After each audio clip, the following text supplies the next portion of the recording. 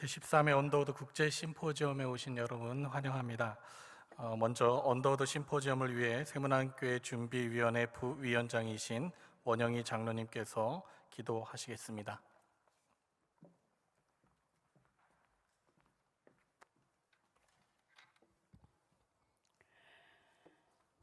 역사의 주인이신 하나님, 2년의 공부의 기간을 뒤로하고 13번째 언더우드 국제심포지엄을 개최하게 하심을 감사합니다. 135년 전 하나님의 명령으로 한국 최초의 조직교회인 새문안교회를 세운 호러스 언더우드 선교사의 정신을 기리며 현존하는 세계 최고의 석학을 초청해 강의를 듣고 한국 교계와 신학계가 나아가야 할 새로운 방향을 모색하는 학술의 광장을 다시 열 수 있게 해주심에 감사드립니다. 생명의 주인이신 창조주 하나님, 인류의 역사 이래로 다시 없어야 할 팬데믹을 겪으며 우리 교회들은 참으로 세상과 동떨어진 교회의 현실에 많이 답답했습니다. 또한 난국에 대한 대처 방식을 놓고 아주 많이 회개했습니다. 우리가 악한 길에서 돌이켜 하나님 얼굴을 찾으면 하나님께서 우리의 죄를 사하시고 우리 땅을 고쳐주시겠다고 하신 약속을 믿고 우리들은 어려움 중에 참 많이 회개하며 기도했습니다. 이제 회복시켜 주심을 믿습니다. 거룩하신 하나님, 낯선 복음이 우리에게 오기까지를 주제로 머나먼 길을 달려와 3번의 강의를 전하실 존 커클리 박사의 영육 강건함을 지켜 주시옵소서. 피곤치 말게 하시옵소서. 함께 오신 뉴브런스윅 신학대 마이크 맥클리어리 총장 그리고 김진홍 목사의 건강도 지켜 주시옵소서. 모든 손님들, 특별히 언더우드 자매교회에서 오신 모든 분들의 평강도 주시옵소서. 참석한 모든 성도들에게 솔로몬에게 주신 듣는 마음을 주셔서 은혜 받게 하시옵소서. 그리스도를 믿는 삶이 더 이상 낯설지 않은 말씀으로 다가와 우리들의 신앙을 성숙해 해 주시고 세상 속에 선한 영향력을 끼치며 살아가기를 다짐하는 시간이 되도록 이끌어 주시옵소서. 심포지엄을 열기 위해 불철주야 준비한 준비위원장 이은표 장로와 모든 준비위원들의 수고를 기뻐 받아주시고 감사로 채워주시옵소서. 올해도 변함없이 뉴브런스윅 신학교와 공동으로 주관하는 국제학술 축제인 언더우드 국제심포지엄을 허락하신 이상학 담임목사님 그리고 당회 그리고 주최해 주시는 언더우드 자매교회 협의회 모든 분들께 하나님의 위로가 있기를 기도합니다. 진행되는 순서마다 순적하고 은혜롭게 해 주시옵소서. 감사드리며 예수님 이름으로 기도드립니다. 아멘.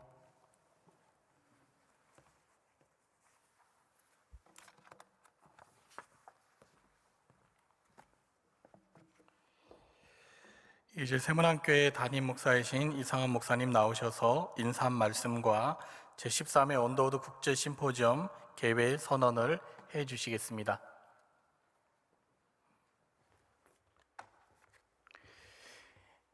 (2년) 동안 팬데믹으로 인해서 진행되지 못했던 언더우드 국제학술 심포지엄이 이렇게 다시 재개될 수 있게 된 것에 대해서 무한히 기쁘게 생각하며 이 심포지엄을 열도록 인도해 주신 우리 하나님께 영광을 올려드립니다.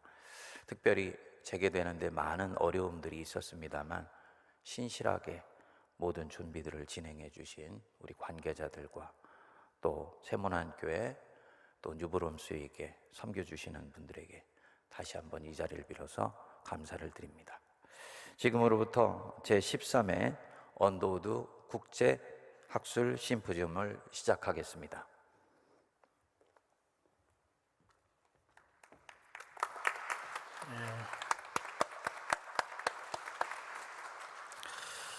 예, 다음으로 언더우드 국제심포지엄을 공동 주최하는 뉴브런스윅 신학교 맥크리어리 총장께서 나오셔서 인사 말씀을 해주시겠습니다.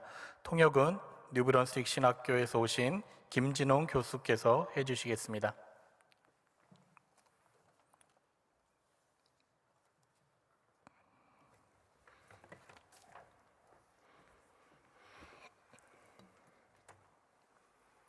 안녕하세요.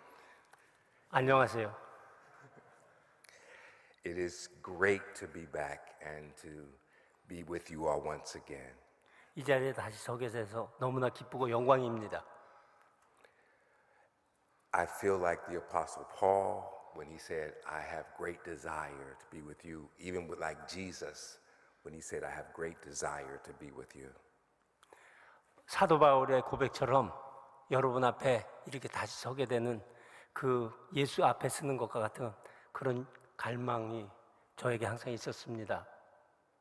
So I give honor to Pastor Lee, Elder Lee, and all the others involved in this wonderful conference. 이상학 담임 목사님과 또 이 행사를 주관하시는 이윤표 장로님 그리고 관계되신 모든 분들께 감사드립니다. I know this is a greeting, but I also wanted to just give a little update.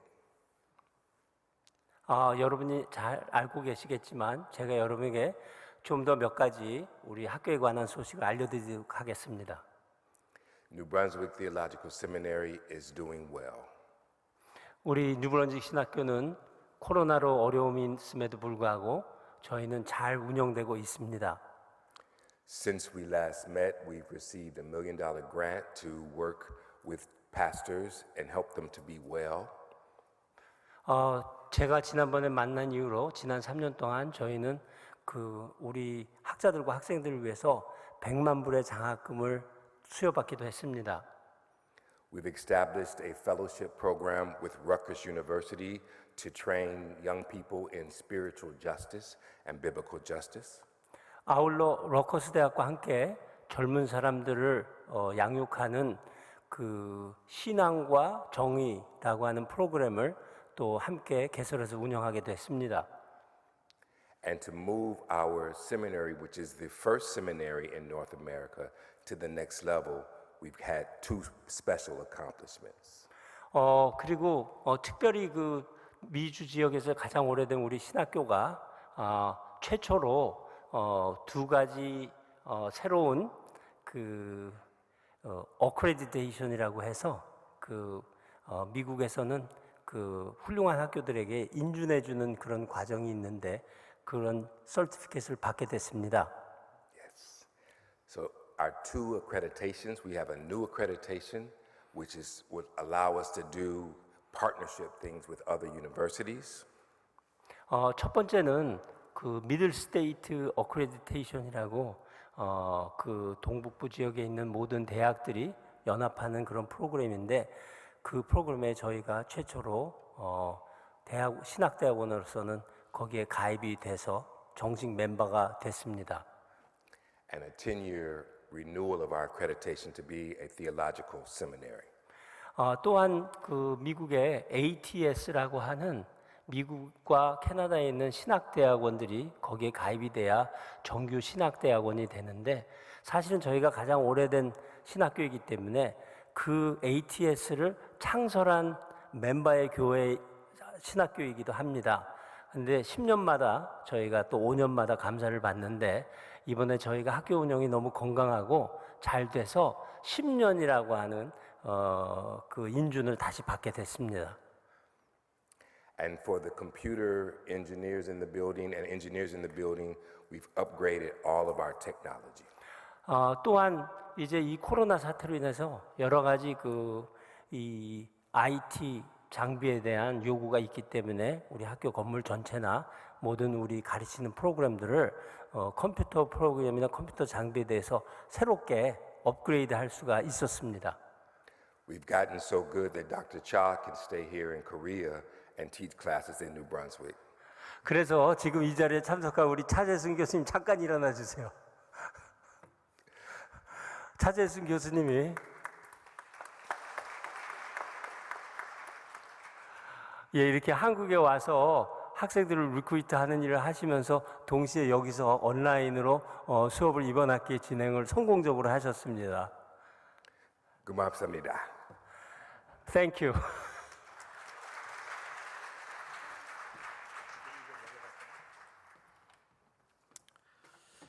이제 준비위원회 위원장이신 이은표 장로님 나오셔서 환영의 말씀과 더불어 참석자 소개가 있겠습니다.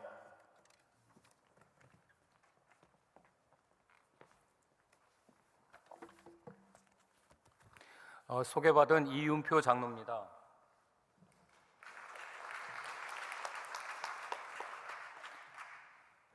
우선 인사 말씀을 드리기 전에 참석하신 분들 잠시 소개를 해드리겠습니다. 제가 소개를 하려고 그랬는데 먼저 차재성 교수님을 소개시켜 드려가지고요. 저는 됐고, 그 다음에 연세대학교 교수님 혹시 정운형 교수님 오셨나요? 정운형 교수님 잠깐 일어나 박수로 맞으시기 바랍니다. 그 다음에 CTS의 정승귀 PD님 박수로 맞으시기 바랍니다.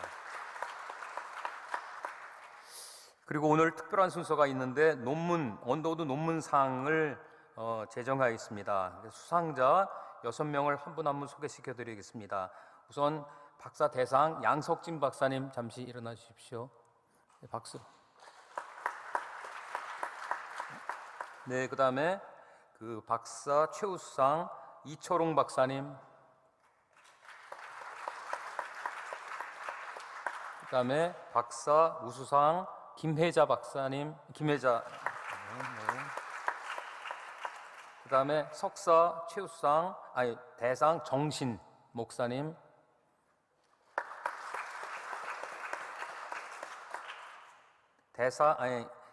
최우수상, 석사 최우수상 신나은 목사님, 네, 특별하신 분인데요. 대만 분이십니다. 석사 우수상 디만유 목사님,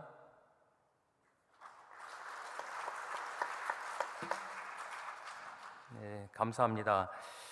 인사말은 교재에 있는 걸로 대신하겠습니다. 먼저 13회 언더우드 국제심포지엄을 기독교 역사와 새로운 만남을 찾아서 낯선 복음을 우리에게 오기까지라는 제목으로 세계적인 석학 존 코클리 박사를 모시고 진행하게 해주신 하나님께 감사드립니다.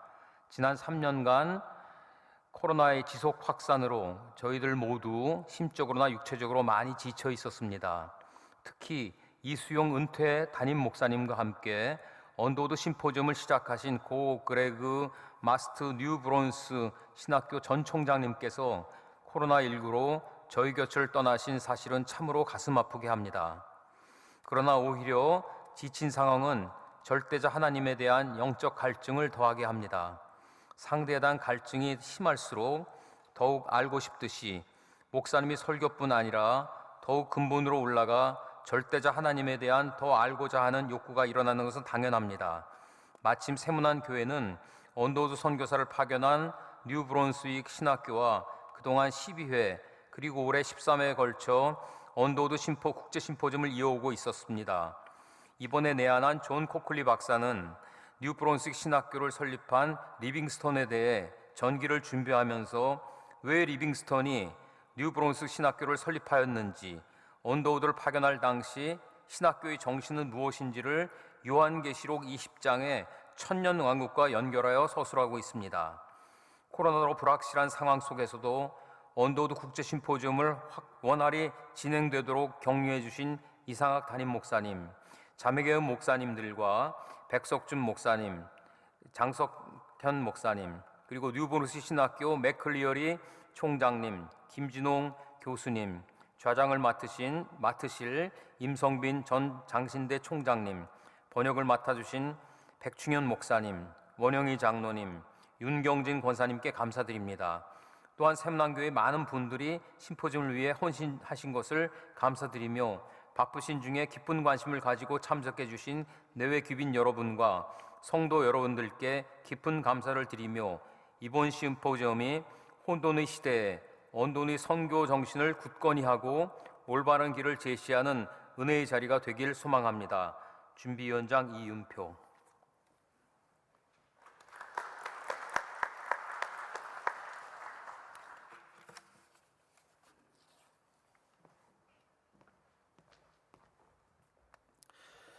예, 지금부터 이번 심포지엄의 특별 순서로 새문안교회 창립 135주년 기념 언더우드 논문상 시상 순서가 있겠습니다.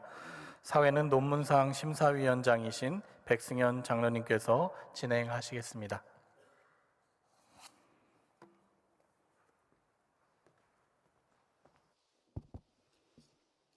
예, 논문 심사 결과를 말씀드리고 아까 이은표 준비위원장님께서 이미 6분의 입상자를 말씀을 하셨는데요.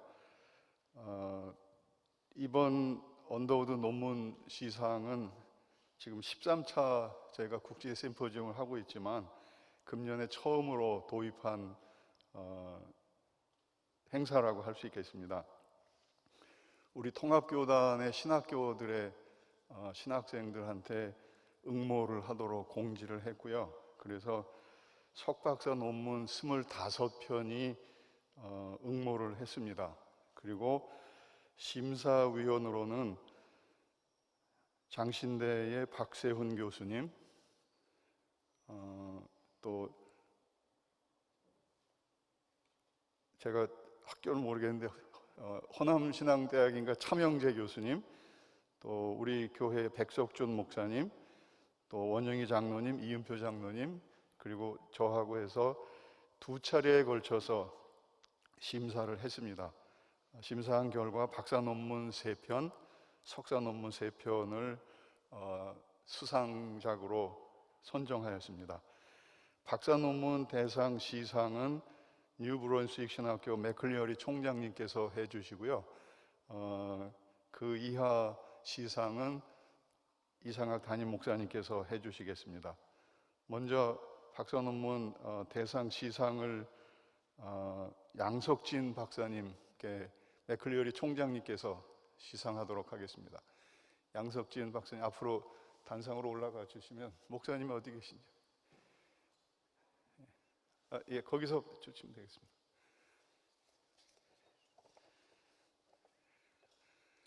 제가 대독하겠습니다.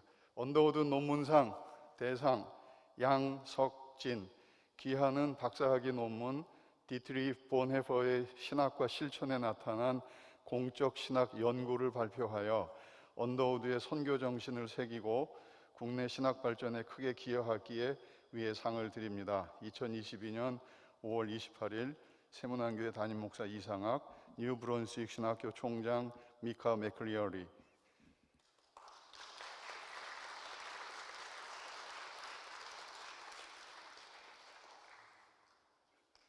네, 감사합니다. 이하 시상은 담임 목사님께서 해주시겠습니다. 차례대로 호명하면 나와주시면 고맙겠습니다. 이철웅 목사님,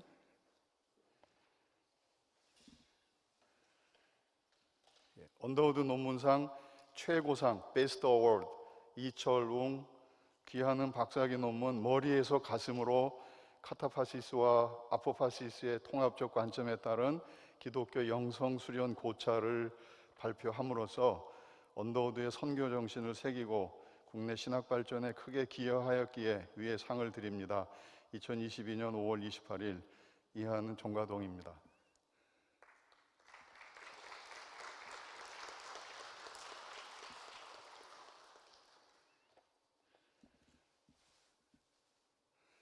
예, 그다음 김혜자 목사님,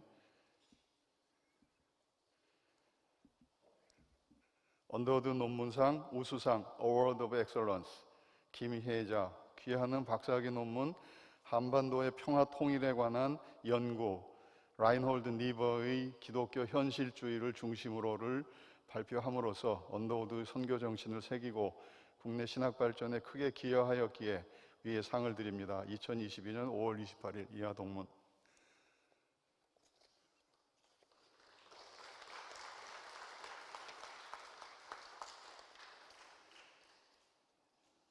예, 다음 정신 목사님.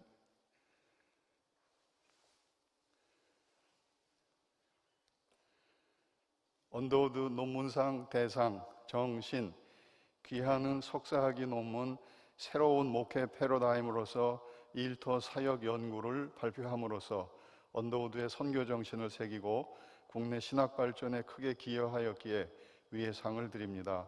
2022년 5월 28일 이하 동문.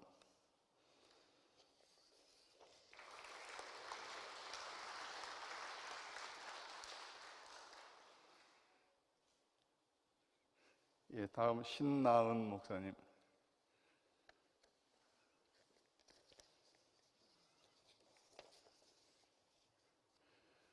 언더우드 논문상 최고상 베스트 어워드 신나은 귀하는 석사학위 논문 부교역자의 소진에 영향을 미치는 요인에 관한 연구를 발표함으로써 언더우드의 선교 정신을 새기고 국내 신학 발전에 크게 기여하였기에 위의 상을 드립니다.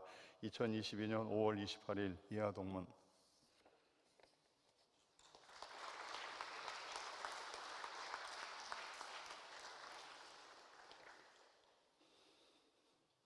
네, 이제 마지막으로 담안유 목사님.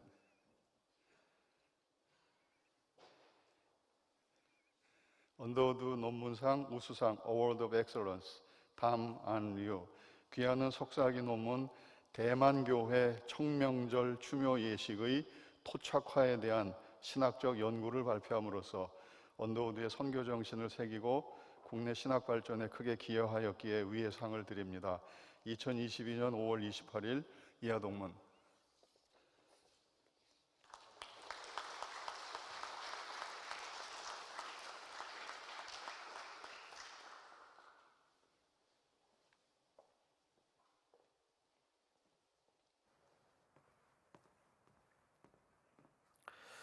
지금부터 대상을 수상하신 양석진 박사의 논문 발표가 있겠습니다. 양석진 박사님은 이쪽으로 오셔서 발표해 주시면 감사하겠습니다.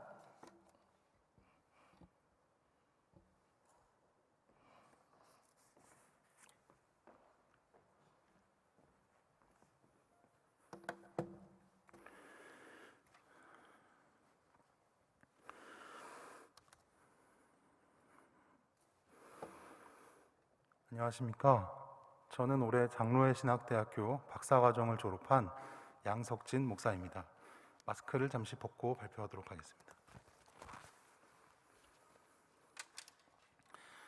이 영광스러운 자리에서 여러분들을 뵙게 되어 매우 기쁘고 감사한 마음입니다. 제가 쓴 논문은 디트리히 보네퍼의 신학과 실천에 나타난 공적 신학 연구라는 글인데요. 보네퍼의 신학을 통해서 오늘날 주로 논의되고 있는 공적 신학이 나아가야 할 방향성에 대해서 연구한 글입니다. 저에게 발표로 주어진 시간이 있다 보니 논문의 전체 틀거리를 간략하게 설명드리는 것으로 본 발표를 진행하고자 합니다. 화면 준비가 네, 다음 넘겨주십시오.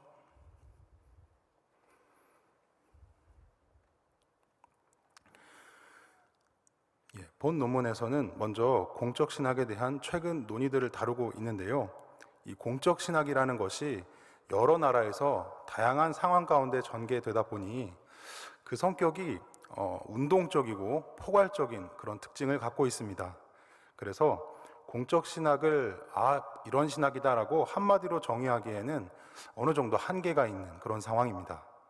그러나 공적 신학에 대한 여러 가지 특징들을 종합해 보면 크게 두 부분으로 수렴이 되고 있음을 볼 수가 있는데요. 먼저는 교회의 사회적 책임성을 강조하는 입장과 다음으로는 신앙의 정체성을 강조하는 입장이 바로 그것입니다. 교회의 사회적 책임성을 강조하는 입장에서는 교회가 공공의 영역에서 교회의 사명을 감당해야 함을 주로 논의하고 있습니다. 그리고 신앙의 정체성을 강조하는 입장에서는 교회의 공적인 역할보다는 참된 정체성을 강조해야 할 것을 주로 논의하고 있습니다. 이러한 상황 가운데 본 논문은 보네퍼의 신학을 통해 그 통전성을 모색하고자 하였습니다. 다음이요.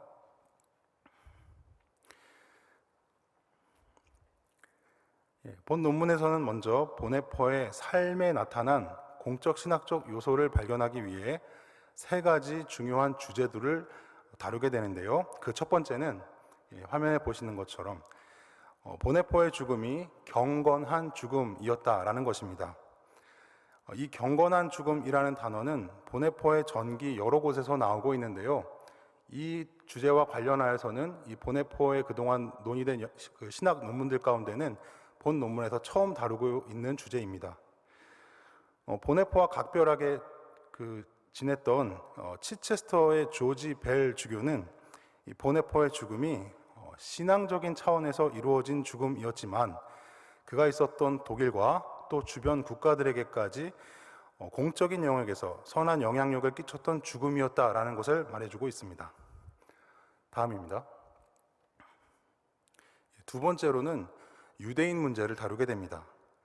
나치가 유대인들을 탄압할 때 당시 군대나 정당 그리고 교회들은 나치 정권을 비판하지 않고 외면했습니다. 그러나 보네포는 유대인 문제가 단순한 사회의 문제가 아닌 신앙의 문제라고 생각했는데요. 그는 교회가 유대인이나 독일인의 차별이 없이 하나님의 말씀 아래 서 있다고 생각을 한 것입니다. 다음입니다. 그리고 세 번째로는 기독교 평화주의를 다루고 있습니다. 보네포는 장 라세르라는 그 친구를 통해서 이 산상수훈에 나타난 평화에 새롭게 눈을 뜨게 됩니다. 여기서 중요한 개념이 하나가 있는데요. 바로 그리스도의 몸이라는 개념입니다. 간단히 설명을 드리면 이것은 어떤 민족주의나 인종, 계급, 과는 상관이 없이 하나님의 백성은 하나가 되어서 그리스도의 몸을 이룬다라는 것입니다. 이러한 개념들을 주로 다루게 되고요. 다음입니다.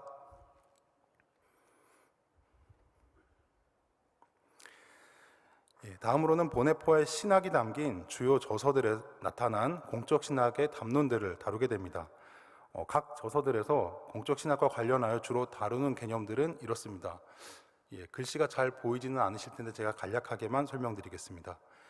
먼저 처음 박사학위 논문으로 제출했던 성도의 교제라는 이 책에서는 프롤레타리아의 문제를 다루고 있다는 부분에 집중해서요. 그 부분을 어떻게 공적 신학과 관련해서 설명을 하고 있는지를 논의를 하였습니다. 그 다음으로는 그리스도론 강의라는 책에서 보네포가 주요 핵심 개념을 다루고 있는 부분이 바로 낮아지신 그리스도라는 개념입니다. 이 부분을 집중해서 다루었고요. 세 번째는 나를 따르라라는 책인데요. 여기서는 예수 그리스도의 제자직이 교회 안에서만 실천되는 것이 아니라 세상의 한 복판에서 실천되어야 함을 말하고 있고, 그 다음 윤리학이라는 책에서는 그리스도의 현실이라는 개념을 주로 다루었습니다. 하나님의 현실과 이 세상의 현실이 통합되는 바로 그 개념이 바로 그리스도의 현실인데요. 이 개념을 집중해서 다루었습니다. 그리고 마지막으로는 저항과 복종이라는 책에서 타자를 위한 존재 그리고 비종교적 기독교라는 개념을 집중적으로 공적 신학과 관련하여 다루었습니다.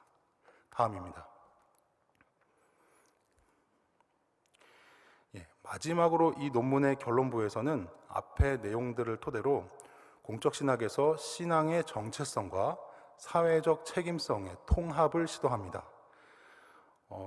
잔 디 가스이라는 신학자가 보네포의 신학을 떠받치는 두 가지의 기둥, 변증법적인 기둥이 있다라고 얘기를 했는데요.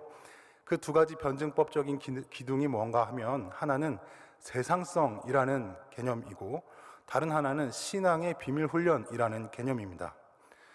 세상성이라는 개념은 쉽게 말하면 사회적 책임성에 해당하는 개념으로 나타나고요.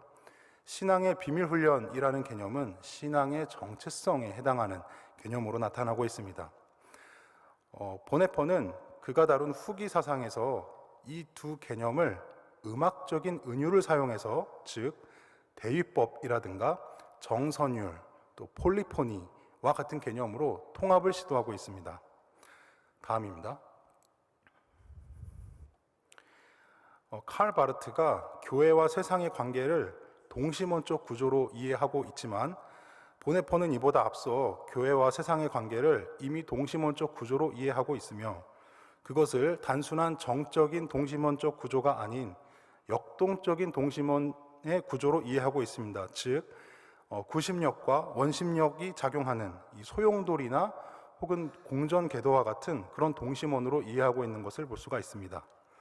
이러한 역동적인 동심원 구조 이해는 신앙의 정체성을 그 중심에 두고 세상성, 즉 사회적 책임성이라는 영향력을 일으키게 됩니다. 이것은 신앙의 정체성 없이 사회적 책임성만을 강조하지 않으며 반대로 사회적 책임성이 없는 신앙의 정체성만을 강조하지도 않습니다. 이것은 교회가 신앙의 정체성을 중심으로 하는 사회적 책임성을 통해 세상에 영향을 미쳐야 함을 의미하며 신앙의 정체성이 강조될수록 사회적 책임성도 강조가 되고 신앙의 정체성이 약화되면 사회적 책임성 또한 약화된다는 비례 관계에 있음을 의미합니다. 다음입니다. 보네포가 남긴 그의 유명한 말은 오늘날 우리에게 사회적 책임성을 다하는 신앙의 정체성을 가지고 살아가야 함을 말해주고 있습니다. 여기서 보면 기도하는 것이라는 부분이 신앙의 정체성을 의미한다고 볼 수가 있고요. 또 사람들 사이에서 정의를 행하는 것이라는 부분은 사회적 책임성을 의미한다고 할 수 있는데요. 제가 이 유명한 보네포의 말을 읽어드리는 것으로 본 논문 발표를 마무리하고자 합니다. 우리가 그리스도인이 되는 것은 오직 두 가지의 것, 즉 기도하는 것과 사람들 사이에서 정의를 행하는 것에 의해서만 이루어질 수 있습니다. 이상으로 본 논문의 발표를 마칩니다. 경청해 주셔서 감사합니다.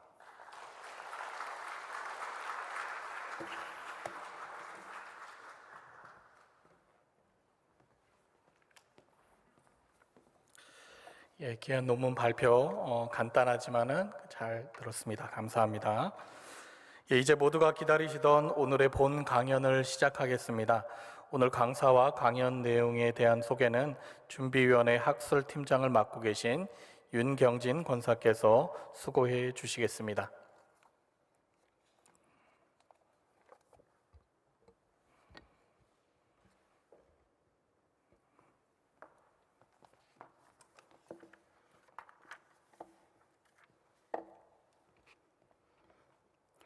안녕하십니까.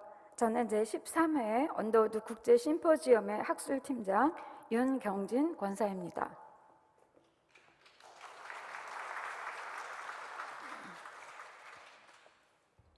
지난 2년간 언더우드 국제심포지엄은 코로나로 개최되지 못했습니다.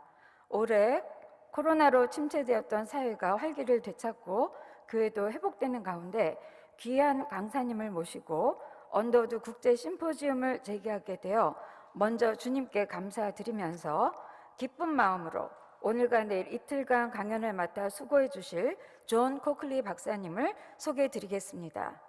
존 웨일랜드 코클리 박사님은 교회사를 전공하셨으며 언더우드 선교사의 모교인 뉴저지주 뉴브런스윅 신학교의 명예 교수이십니다.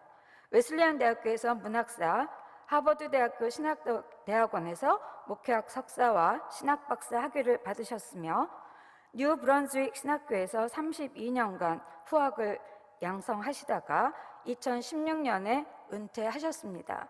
뉴브런스윅 신학교 이전에는 회중교회에서 10년간 목회하셨고 미국 개혁교회 교단의 총회 소속 명예 교수이십니다. 기독교 역사학자이며 세부 전공 분야는 중세 영성사이지만 보다 더 광범위한 관심으로 가르치는 범위를 기독교 역사 전체로 확장하셨습니다.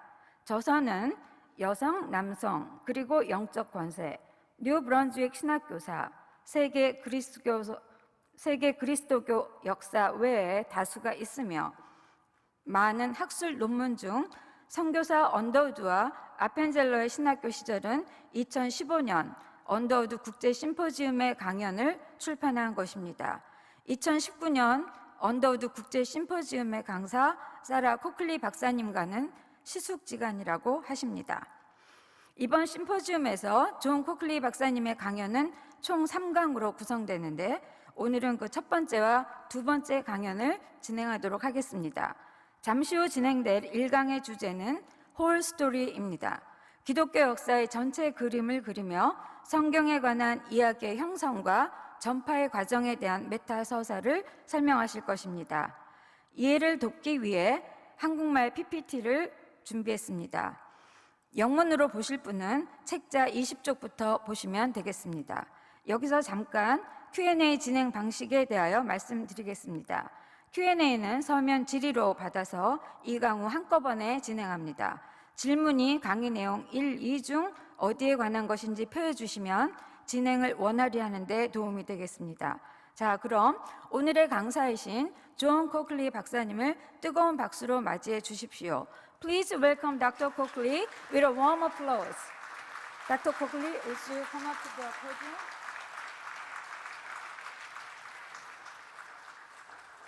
Ready to begin? Ready to begin? Ready, yes. Here we go. Thank you, Professor Yoon.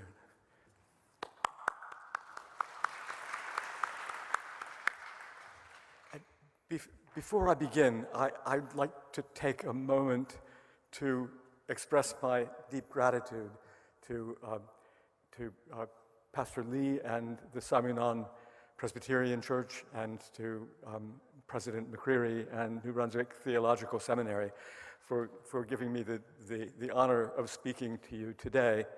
And also, I'd like to thank Elder Lee and the many members of the organizing committee for their extraordinary work in preparing for the day and for the wonderful hospitality that I've enjoyed in these last few days being among you. So thank you, all of you, very much.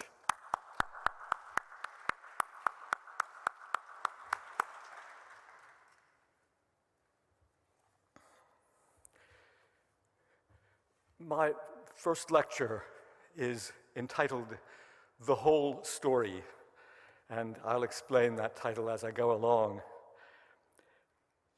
You as Christians as a Christian, are a member not just of your own faith community, but of a community of faith that has existed over time and space. The New Testament letter to the Hebrews refers to that community as a cloud of witnesses which surrounds us and encourages us. And on one interpretation, at least, that community is what the Apostles' Creed evokes by the phrase, the communion of the saints, of which we are all a part. And the liturgy that my church used when I was a pastor evoked that community at the beginning of the service of the Lord's Supper in the words, "We come to this table in company with believers in time and beyond time to know Christ in the breaking of the bread." Next slide. So being a Christian means being a part of that community that exists over space and time. And there is a field of theological study that examines and acquaints us with that community. That field or discipline is usually called somewhat abstractly church history or the history of Christianity. But what it's about is that community of faith, of persons and groups throughout the world and over the long stretch of time who have followed Jesus Christ. That field of study, the history of Christianity, has been my own specialty for many years, and in these lectures, I invite you to explore it with me. In other words, to think with me about that community of faith over space and time, and about our own relation to it. Next slide, please. In the three lectures, respectively, we'll take three soundings into the history of Christianity. In this first lecture, we'll consider the big picture, consider, that is, how to construct a narrative that tells the whole story of the community of Christians in all times and places. What's at stake in the way we tell that whole story? That will be my question. Then in the second lecture, we'll consider some of the persons and themes we find within that whole story of the Christian community over time, asking how we as Christians personally connect with Christian history and therefore with that community. And in the third lecture, as an exercise in not generalizing about the whole story, we'll consider an example of what it might mean to think about the history of Western Christianity in its own right, not as the quintessential Christianity, but as one of the expressions of Christian faith over time. So I begin with a critique of the Western meta-narrative. Next slide, please. In Europe and America, the modern study of the history of Christianity has undergone many changes since its beginnings in the time of the Reformation. At first, that study was mostly a matter of polemics, in which Protestants and Catholics respectively used historical sources to claim their own expressions of faith as exclusive heirs of the traditions of the early Christian centuries. Later, by contrast, under the influence of the Enlightenment of the 18th century, historians of Christianity began to claim an objective, so-called, view of the past, weighing documents critically for their historical truth rather than using them polemically in defense of theological positions.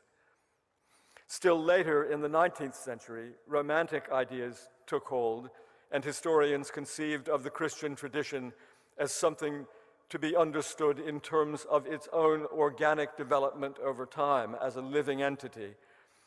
Eventually, the mid-20th century saw profound questioning as to whether the objectivity is possible, and without reversion to the old polemics, nonetheless, historians have reasserted now the notion of Christian historians' work, indeed of all historians' work, as at heart a discernment of meaning rather than of fact, or rather than of fact alone, and in that sense, an act of faith.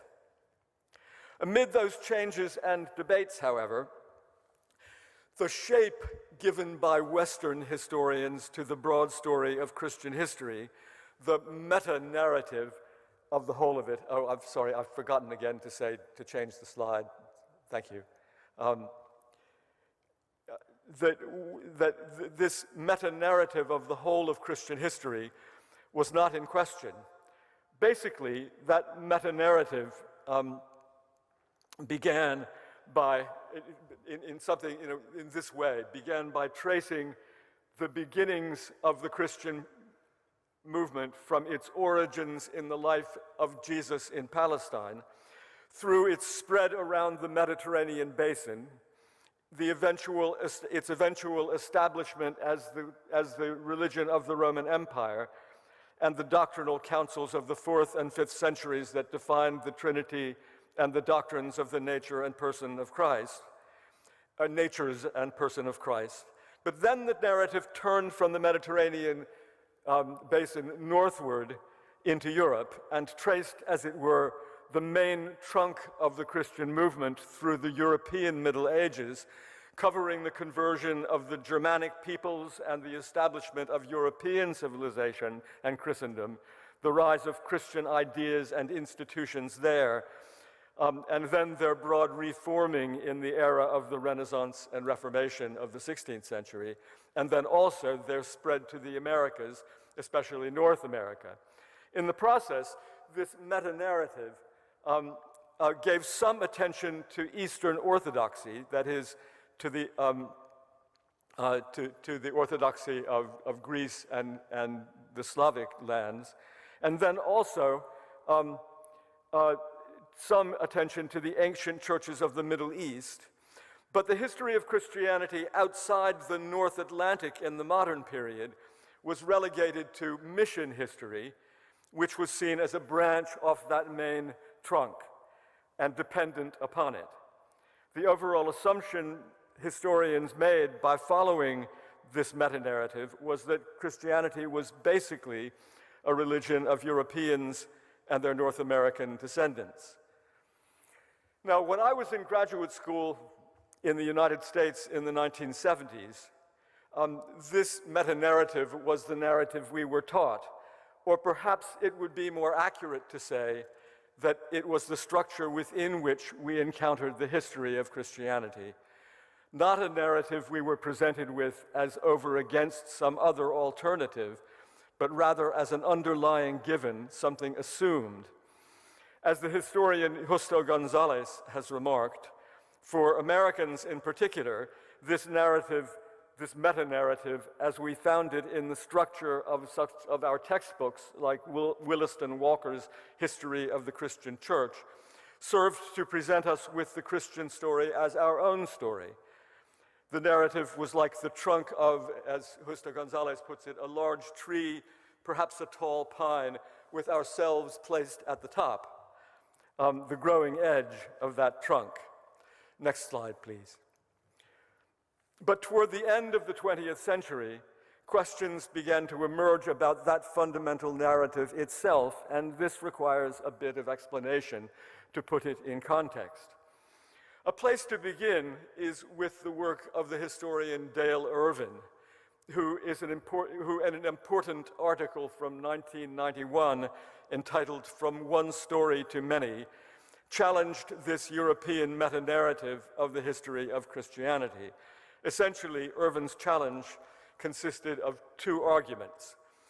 The first of these arguments was that although European Christianity certainly was a direct descendant of ancient Christianity of the Roman Empire, of the institution of the Roman Church being a point of continuity, it was never simply that.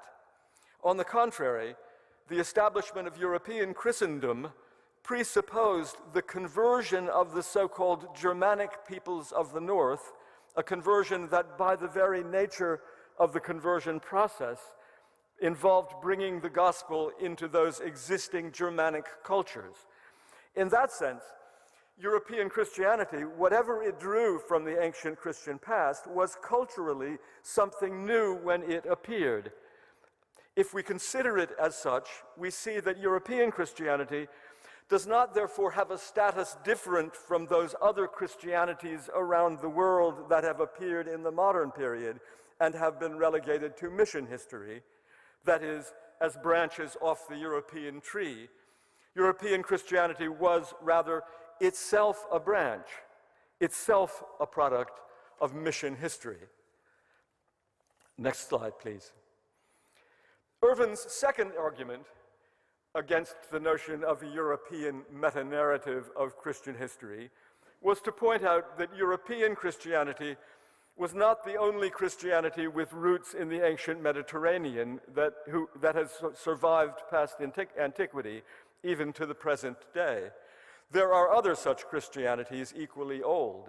There is the Greek and Slavic Orthodox tradition, rooted in the traditions of ancient Constantinople and Byzantium, which were indeed never forgotten in the European narrative, but which it often placed in effect on a secondary plane.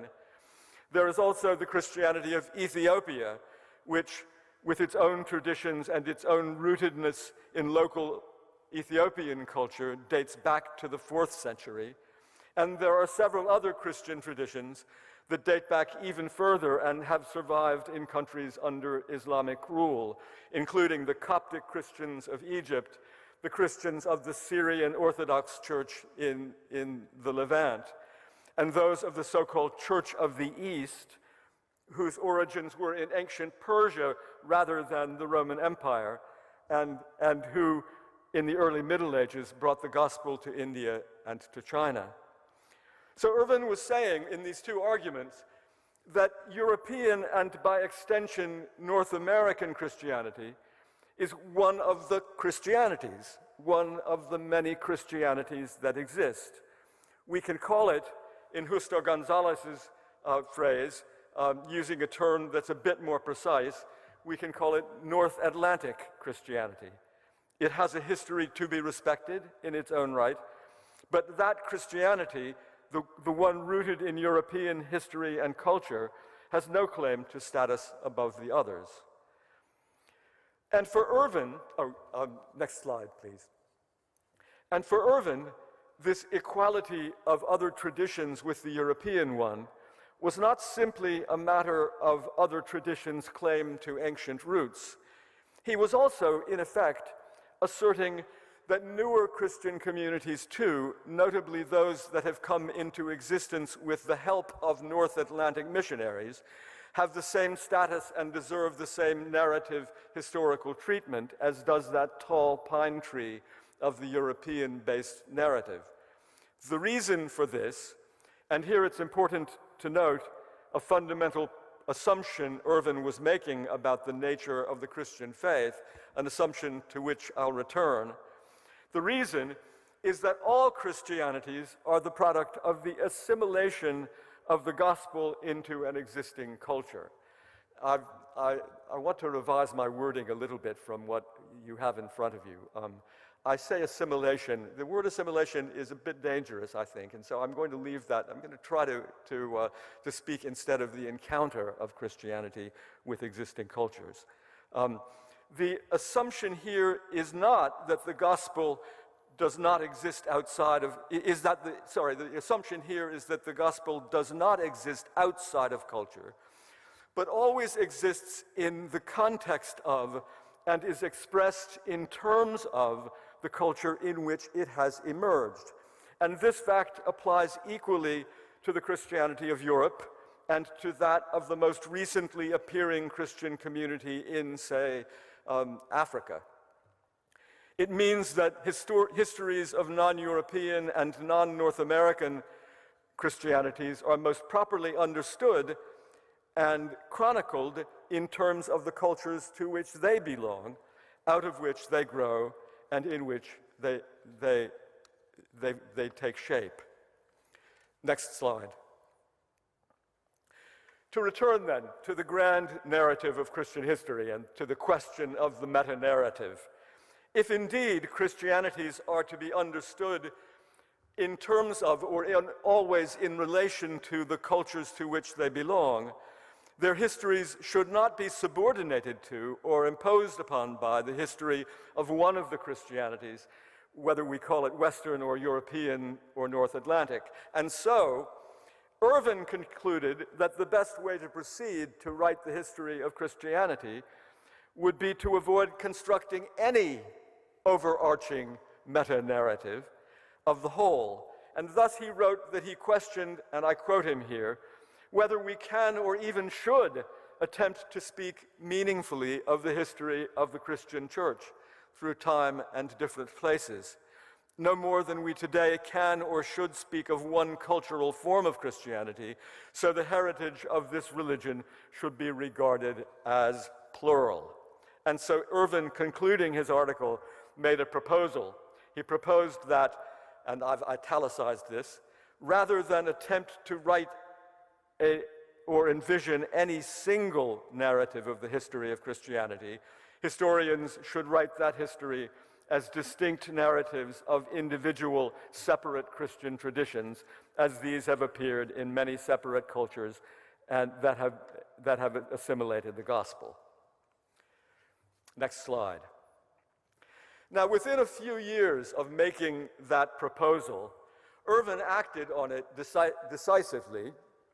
In 1997, by which time he had joined the faculty of New York Theological Seminary, he and Scott Sundquist, then of Pittsburgh Theological Seminary, gathered a group of historians to write a history of Christianity that, as he had envisioned, would be genuinely plural, avoiding any overarching Western meta-narrative.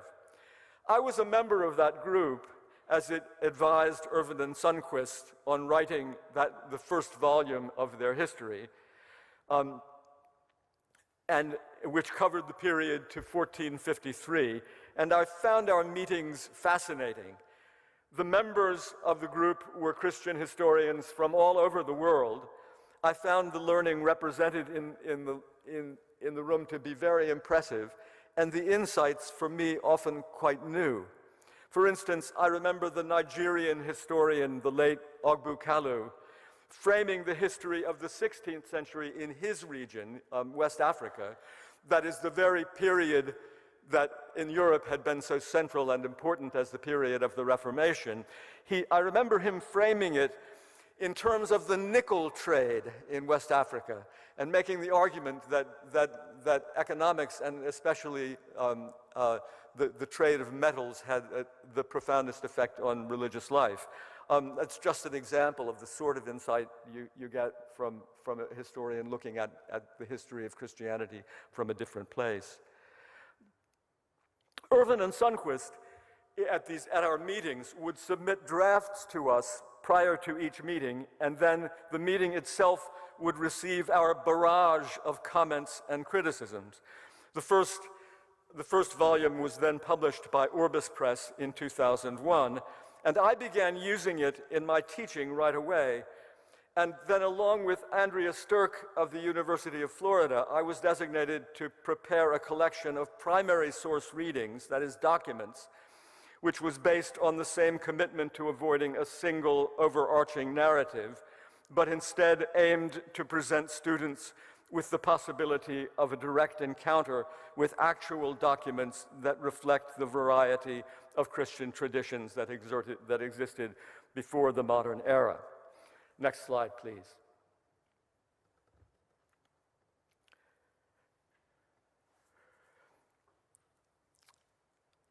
I'm going to proceed now to ask the question a bit more pointedly of is a meta-narrative possible and how it might be so. That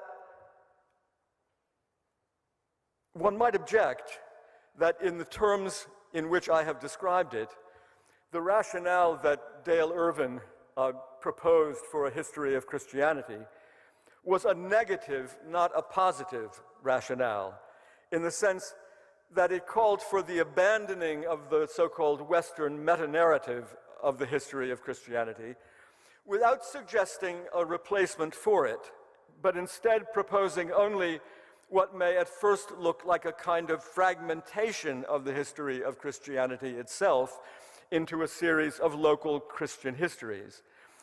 And in some sense, I think you can feel it yourself, in some sense that fragmentation feels kind of un-Christian. For the New Testament speaks of the unity of the Christian movement, doesn't it? In Pauline language, for instance, it speaks of one Lord, one faith, and one baptism. And it is not hard to see implied in those phrases, at least in some sense, also one history. So how might we conceive of one history for Christianity in a way that still does justice to that reality of the rootedness of the faith in a variety of cultures, which Irvin pointed out, and the need to avoid the Western meta-narrative? How do we do that?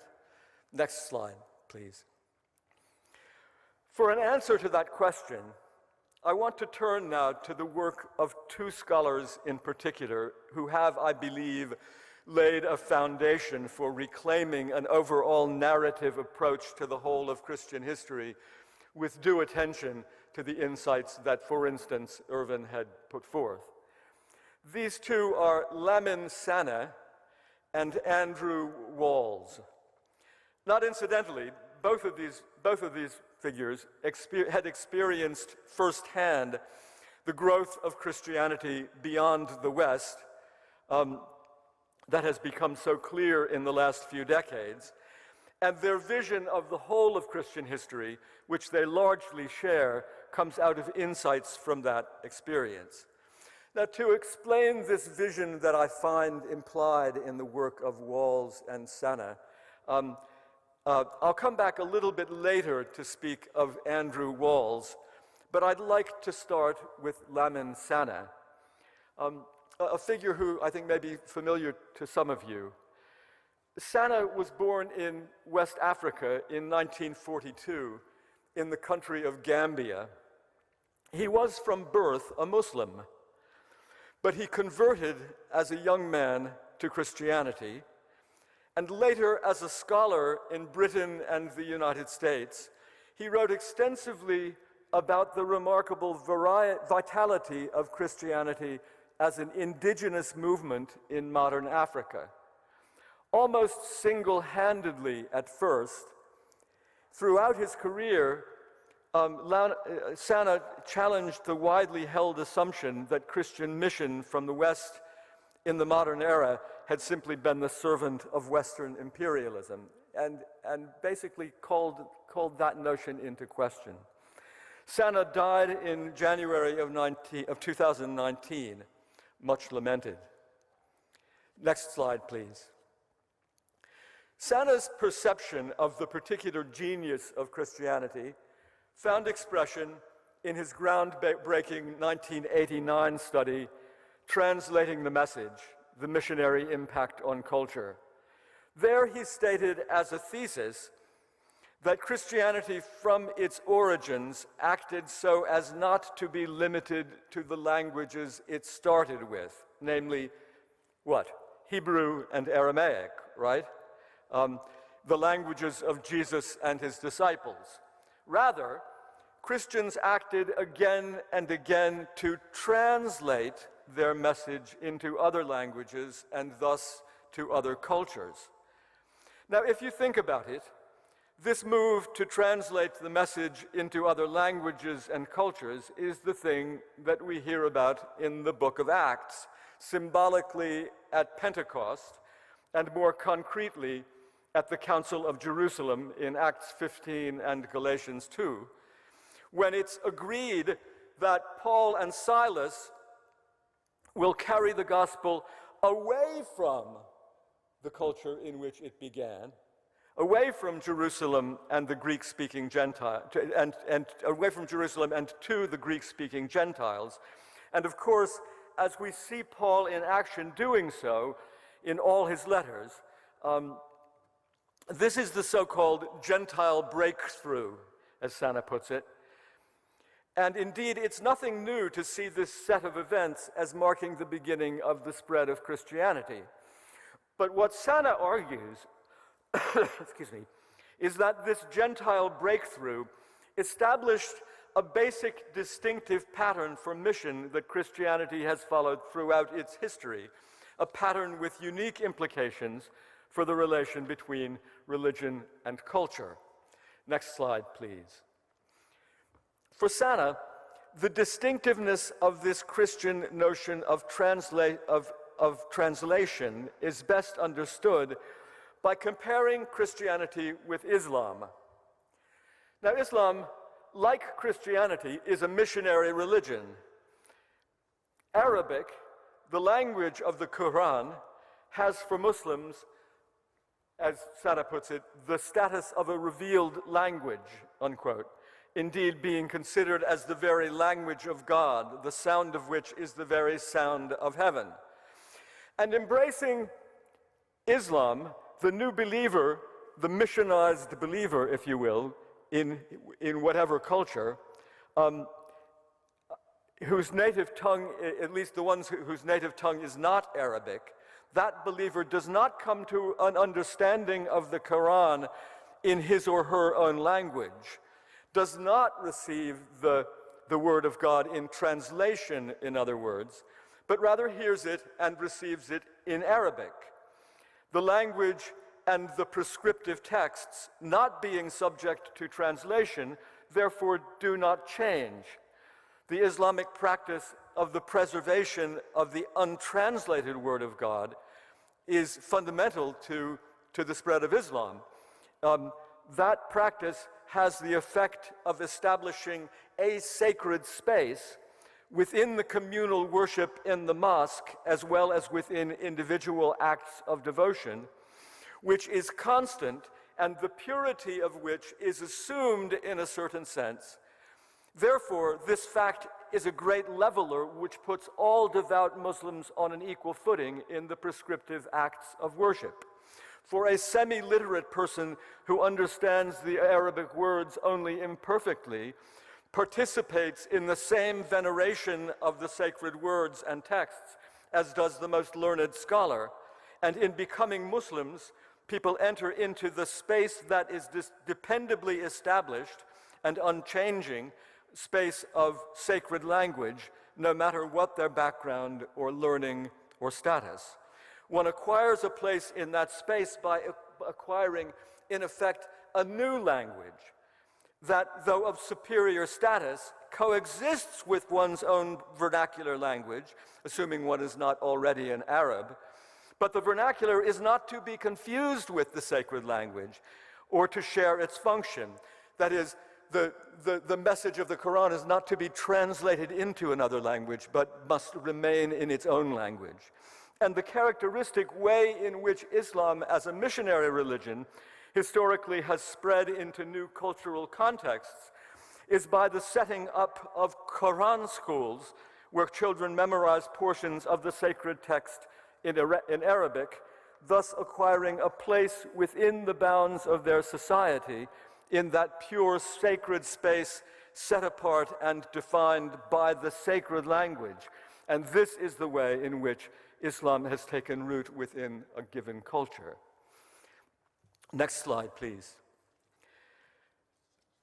Now, that Lamin perfectly respects, and I ask you to join in that respect of Islam and its notion of thank you, of language. But in regard to language, as Sana tells us, the contrast between Islam and Christianity could not be starker. In contrast to Islam, the so-called Gentile breakthrough that we witness in the New Testament meant that the Christian message, the word from and about Jesus Christ, was almost immediately translated from its original language into the Greek of the Hellenistic world. From that moment, the characteristic act that Christian missionaries have performed in spreading their message to new cultural contexts is not, therefore, to set up schools to teach people the words of Jesus in Aramaic, but rather, precisely, to translate them and the scriptures as a whole into the language of the culture that is receiving them. Thus, in the 2nd century, the scriptures were translated into Coptic as the gospel came to Egypt. In the 4th century, the conversion of Armenia was accompanied by the very invention of an Armenian script in order to translate the scripture into that language. And similarly, in the 9th century, the missionary Cyril invented the Cyrillic alphabet to communicate to the gospel in the Slavic language. And so on and on. As we know, modern mission has also followed the pattern of putting the gospel into the vernacular, as indeed was the case in Korea, beginning with the work of Horace Underwood and other missionaries in the last decades of the 19th century, along with their Korean collaborators.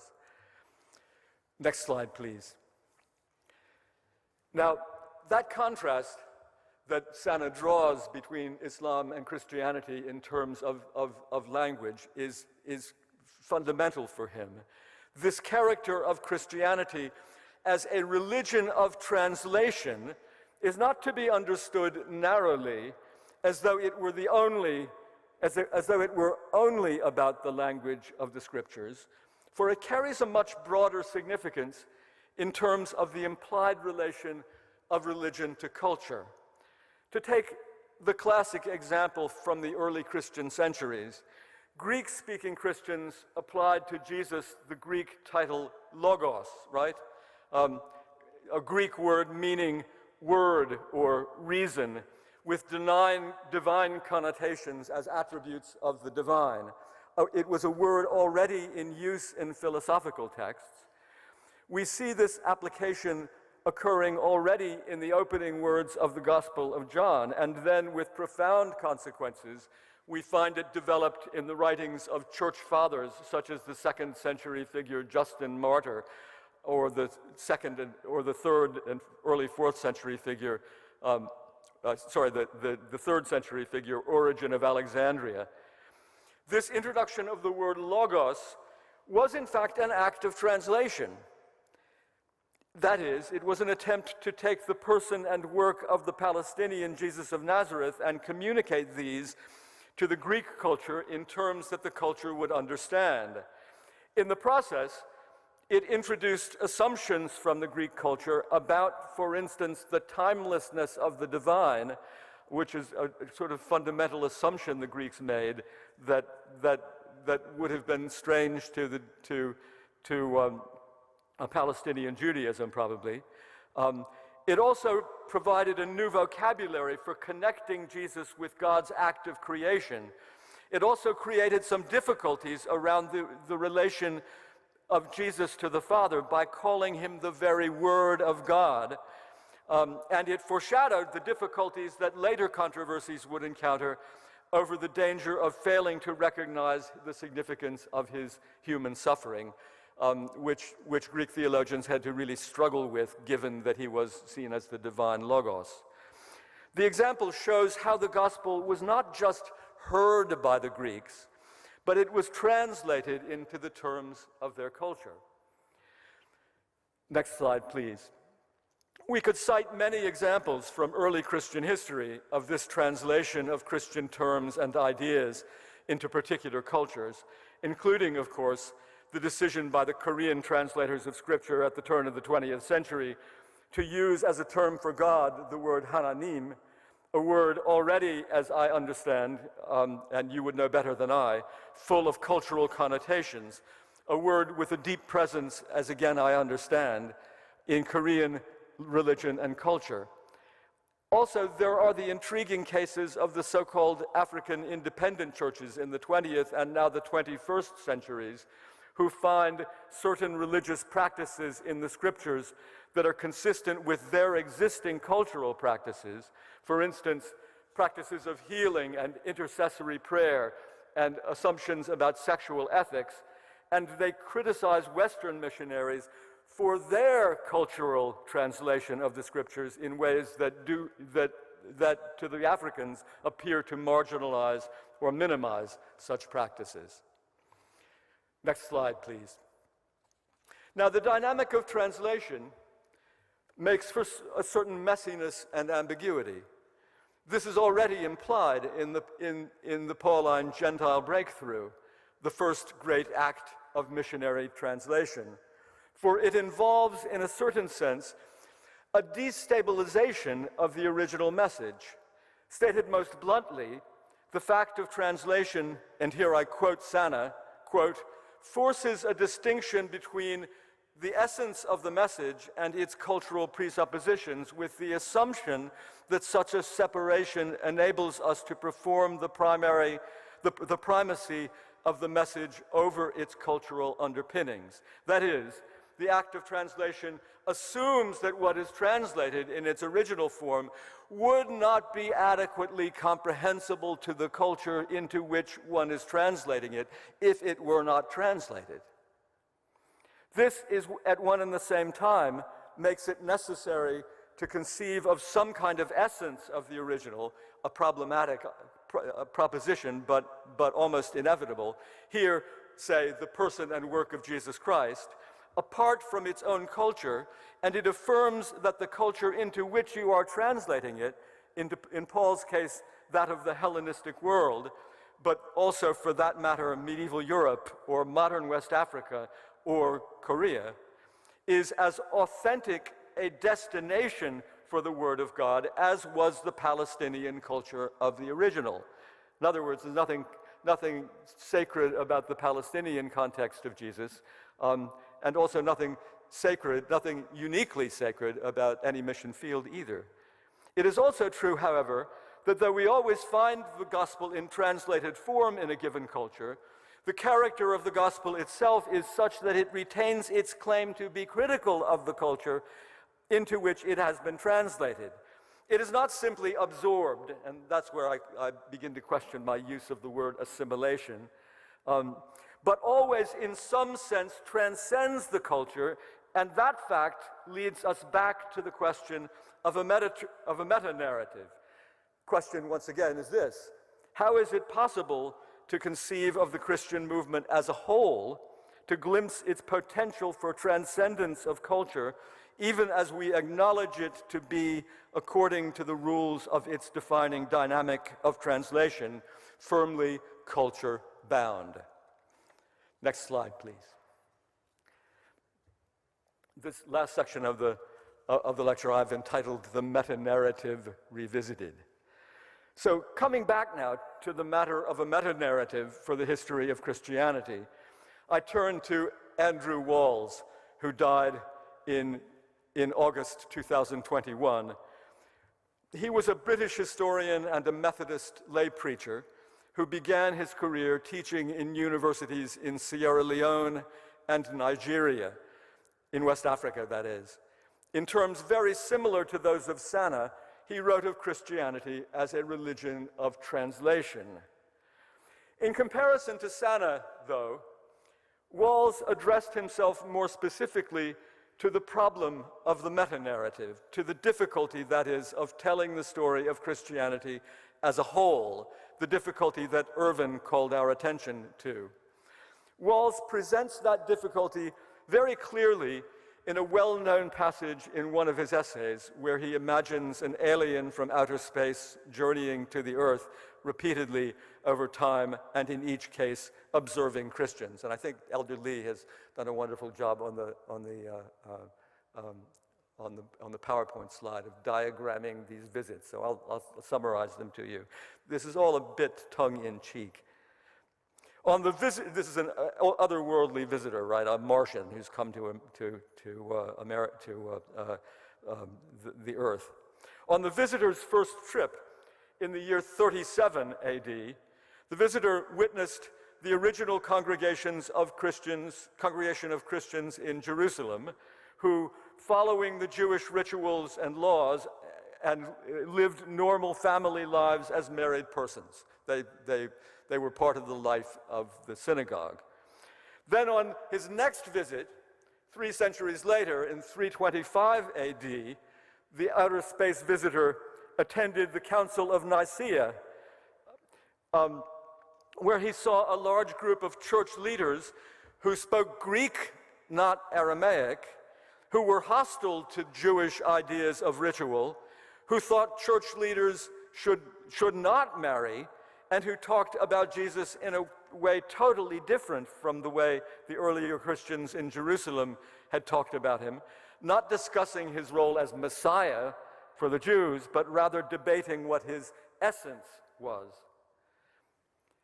The next visit, the third visit, 2 centuries later, in about 600 AD, was a visit to Irish monks on the fringe of Europe and the edge of the declining Roman Empire. And these Irish monks showed no particular interest in any of the things that occupied the 2 previous groups that had been visited. Instead, some of them were, and I quote Walls, were standing in ice-cold water up to their necks, reciting the Psalms. And others were preaching to people to give up their traditional gods and give their allegiance instead to a future heavenly kingdom. Then the next visit of the space visitor was to attend a missionary conference in London in the 1840s, where the subject now was sending missionaries armed with Bibles and cotton seeds to faraway places, and who, in contrast to the Irish monks, looked very well-fed indeed, and whose debates were about how to apply their religion into all the processes of life and society. And then his final visit, this outer space visitor, was in the present day to Lagos, Nigeria, where he witnessed the procession of people in white claiming that special messages can be received through visions and that God's power can be demonstrated in healing. Now, in imagining, next slide, please. In imagining those 5 scenes as they appeared to the interplanetary visitor, Walls is presenting a tongue-in-cheek history of Christianity, right? Viewed as the reflection of the translation principle. That is, a history of how Christianity has been embraced in very different cultural contexts with very different concerns in mind and in very different ways. And the question he then asks is the question of the meta-narrative, right? Which you've been asking too. What is the coherence, he says, of these scenes taken together? How can these 5 things, 5 incidents, be part of one, be tracing a single history? Now, this is not an idle question for Walls. Amid his attempts to consider it, in the context of his imagining of the alien visitor, as well as elsewhere in his works, he offers what appear to me to be 3 sorts of suggestions that could serve as a guide or pathfinder toward a new meta-narrative, that is, a new history of the whole of Christianity. And in the remainder of my lecture, I'd like to comment on each of what I see as his 3 suggestions. The first of these has to do with the implied theological basis of the whole dynamic of the translation principle. The second comment pertains to a repeated pattern in the history of the translation of the gospel as it has played out over time. And the third suggestion concerns a particular tension within the principle itself. Okay, in the first place then, as for the theology of translation, Walls makes the comment that, quote, Christian faith rests on a divine act of translation, namely that the Word became flesh and dwelt among us, John 1:14. In other words, for Walls, the central Christian doctrine of the incarnation of God in Jesus Christ itself describes an act of translation. In becoming flesh, God could be said to have translated God's very self into a particular human being who, as must be the case for any human being, was inseparable from the historical and cultural setting to which he belonged.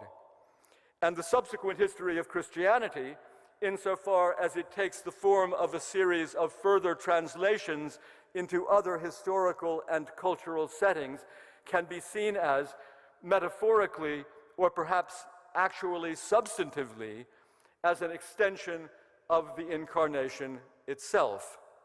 To once again make the comparison with Islam, the incarnation of Christ is not like the revelation of the Quran, in that it is not an expression of an untranslated word of God to be cherished as sacred in its untranslated purity.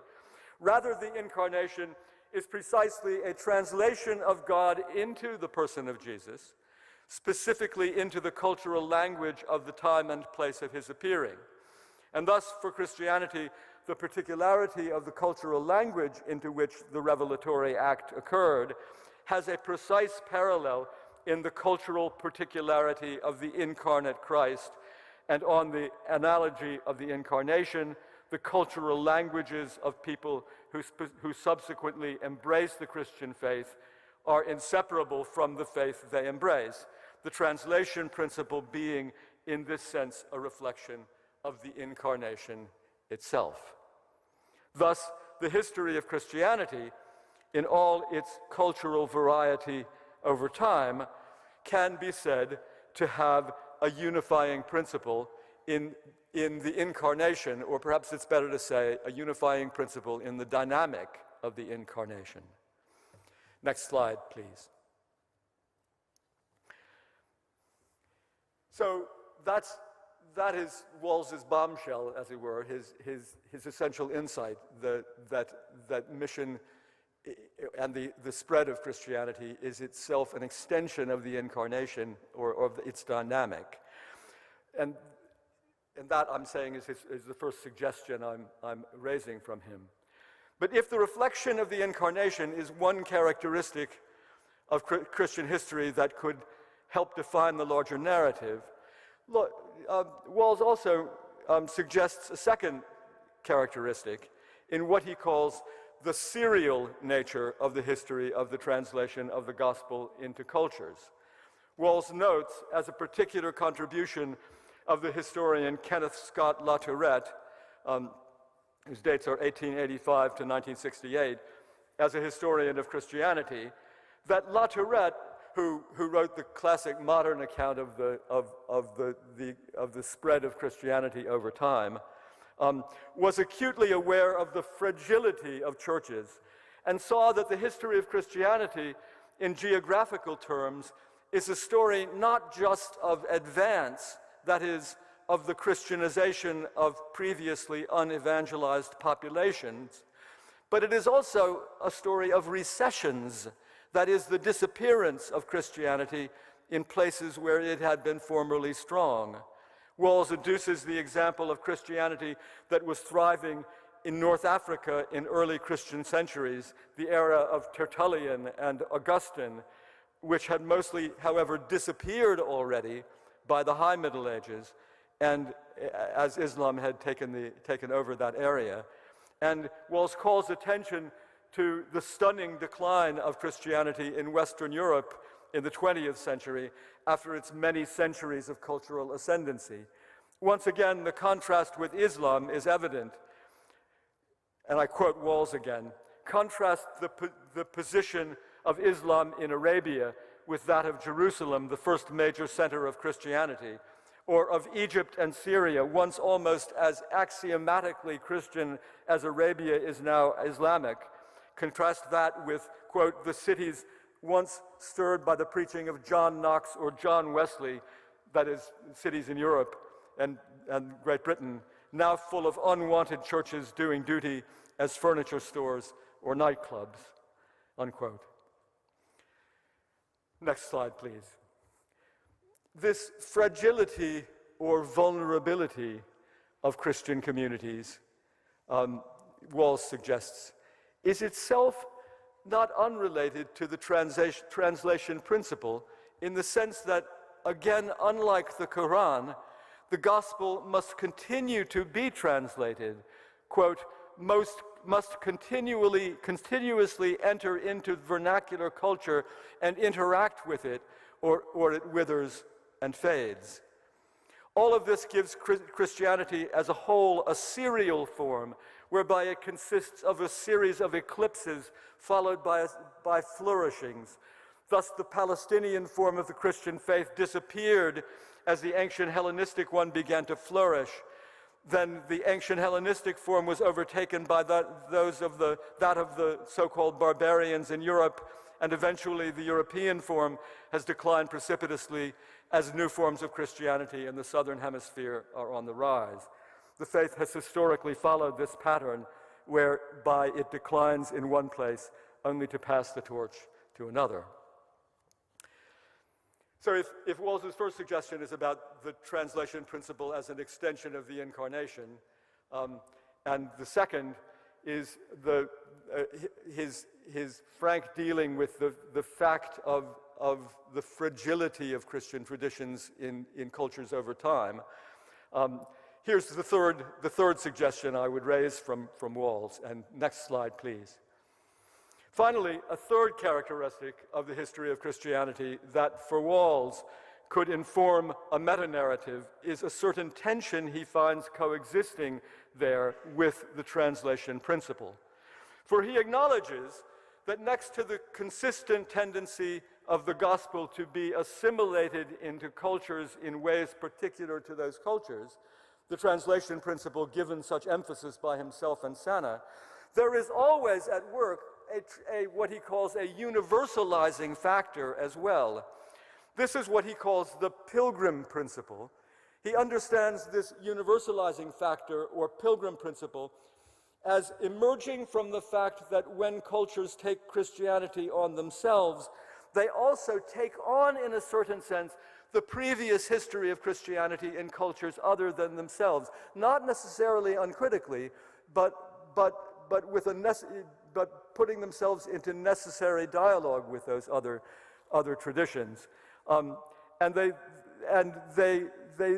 give a Christian tradition in a given place something that he calls an adoptive past of their own. By converting to Christianity in their own cultural terms, persons of a given culture have entered into a set of relationships with other Christians in other times and places, past as well as present, where they find themselves responding to and reflecting on themes that concerned others, themes that have been typical of Christian faith in the past, though significantly without becoming bound to cultural frames other than their own. Indeed, next slide, please. Indeed, for Walls, clearly the necessity for Christians in a particular place and time to engage with issues and ideas inherited from former Christian tradition in other places and times does not mean that any form of Christianity in any culture is obliged to follow the traditions of former Christians, nor does it mean that we should stray back into the Western meta-narrative, for all of that would be a negation of the translation principle itself. And he's very careful to give examples of such themes that strike me as very broad, actually broader than I would like. Thus, examples he gives includes that all Christians tend to consider themselves as being, quote, in some way continuous with ancient Israel, unquote. And also, they have, quote, thought of, another broad characteristic is that they have thought about the final significance of Jesus, well, yeah, and also have thought about history and the use of scriptures and of bread and wine and of water. Yes, they have thought about all those things. Could we not be a little bit more precise? These are rather vague continuities he has in mind.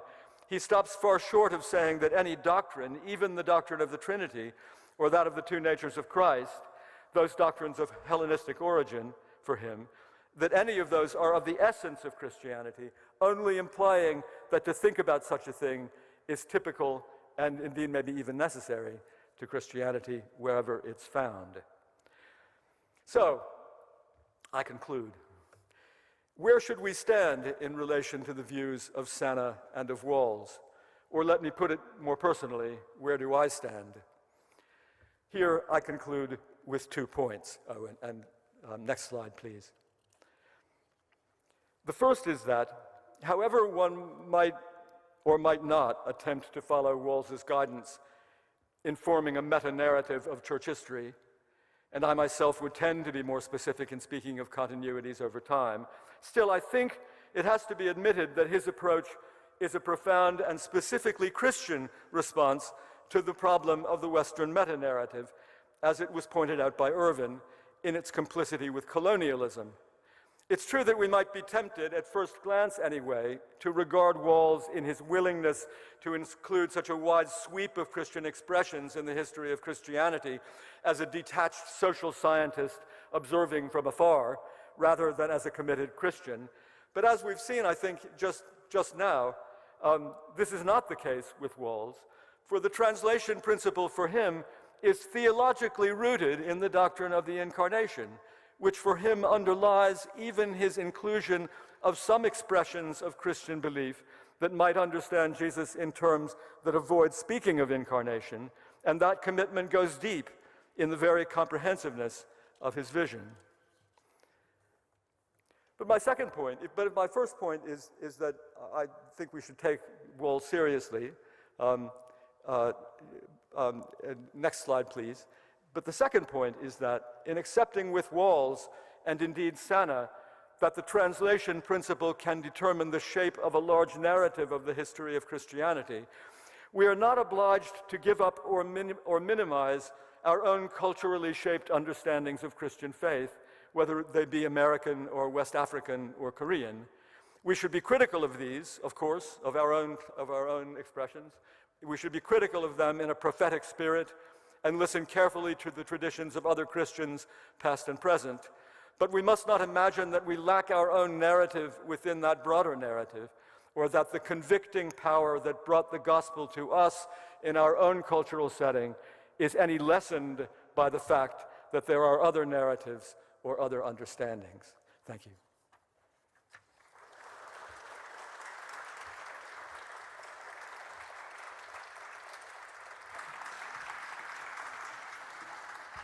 Thank you, Dr. Coakley.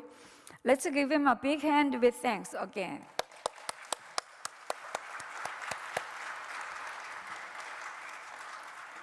코클리 박사님 감사합니다. 1강 어떻게 들으셨는지요? 우리 모두는 구름같이 둘러싼 허다한 증인들입니다. 복음이 전해질 때에는 그 나라의 언어로 번역이 될 뿐만 아니라 해당 국가의 문화와 함께 동화되기도 합니다. God을 하나님으로 번역한 우리나라는 문화적 번역의 과제에서 성공한 결과로 주어진 상황 속에서 전형적으로 발응한 경우라고 보여집니다. 심포지엄의 부제에서 보셨던 생소한 단어, 메타서사에 대한 궁금증도 조금은 풀어지셨으리라 생각됩니다. 기독교사에 대한 시각을 넓혀주는 귀한 시간이었습니다. 바로 다음 강의를 듣고 싶지만 로비에 준비된 다과를 드시면서 잠시 휴식 시간을 갖고 이 강은 11시 10분에 시작하겠습니다. 논문상 수상자께서는 사진 촬영을 위해 앞으로 나와주시면 감사하겠습니다. 혹 1강에 대한 질문지가 준비되신 분은 진행 요원에게 주시거나 출입구 쪽 질문지 함에 넣어주시면 감사하겠습니다. 잠시 후 뵙겠습니다. 감사합니다.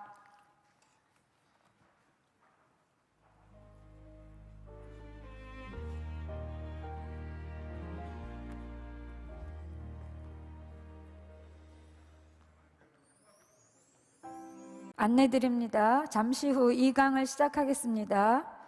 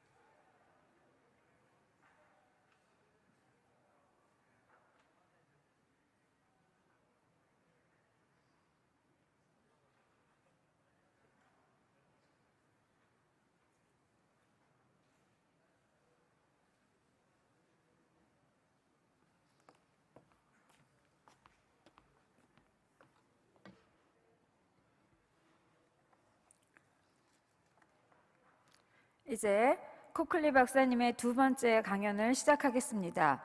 다시 한번 휴대폰 모드를 무음으로 해주시기를 부탁드립니다. 이미 안내해드린 대로 질문 내용은 준비된 질문지를 사용하셔서 제출해 주시면 강연이 끝난 후 취합하여 질의응답 시간에 코클리 박사님의 답변을 듣기로 하겠습니다. 이 강의 주제는 삶의 이야기들이고 항상성과 회심, 성과 권위라는 소제목 하에 첫 번째 강연에서보다 더 일반적으로 다룬 내용을 중세의 예로 설명하실 것입니다. 다시 한번 코클리 박사님을 힘찬 박수로 맞이해 주십시오. Please welcome Dr. Coakley again with a big applause. Ready to begin? Okay, start. You can start second lecture. Okay.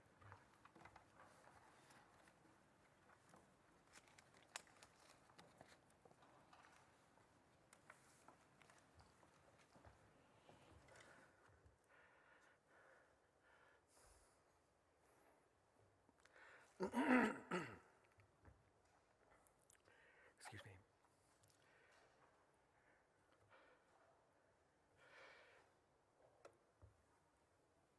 me. In my first lecture, I raised the question of how to think about the history of Christianity without falling into the trap of making Western or North Atlantic Christianity, or indeed any one Christianity, normative for all the others. I was asking you to think large about the whole of the Christian movement over the whole of Christian history. In this second lecture, then, I'm proposing that we think small about, or anyway, smaller, as I pose another question which, like the first, comes out of my own teaching of 2 or 3 generations of church history students, as well as out of my own Christian experience. It's the question how do I make a personal connection with the history of Christianity?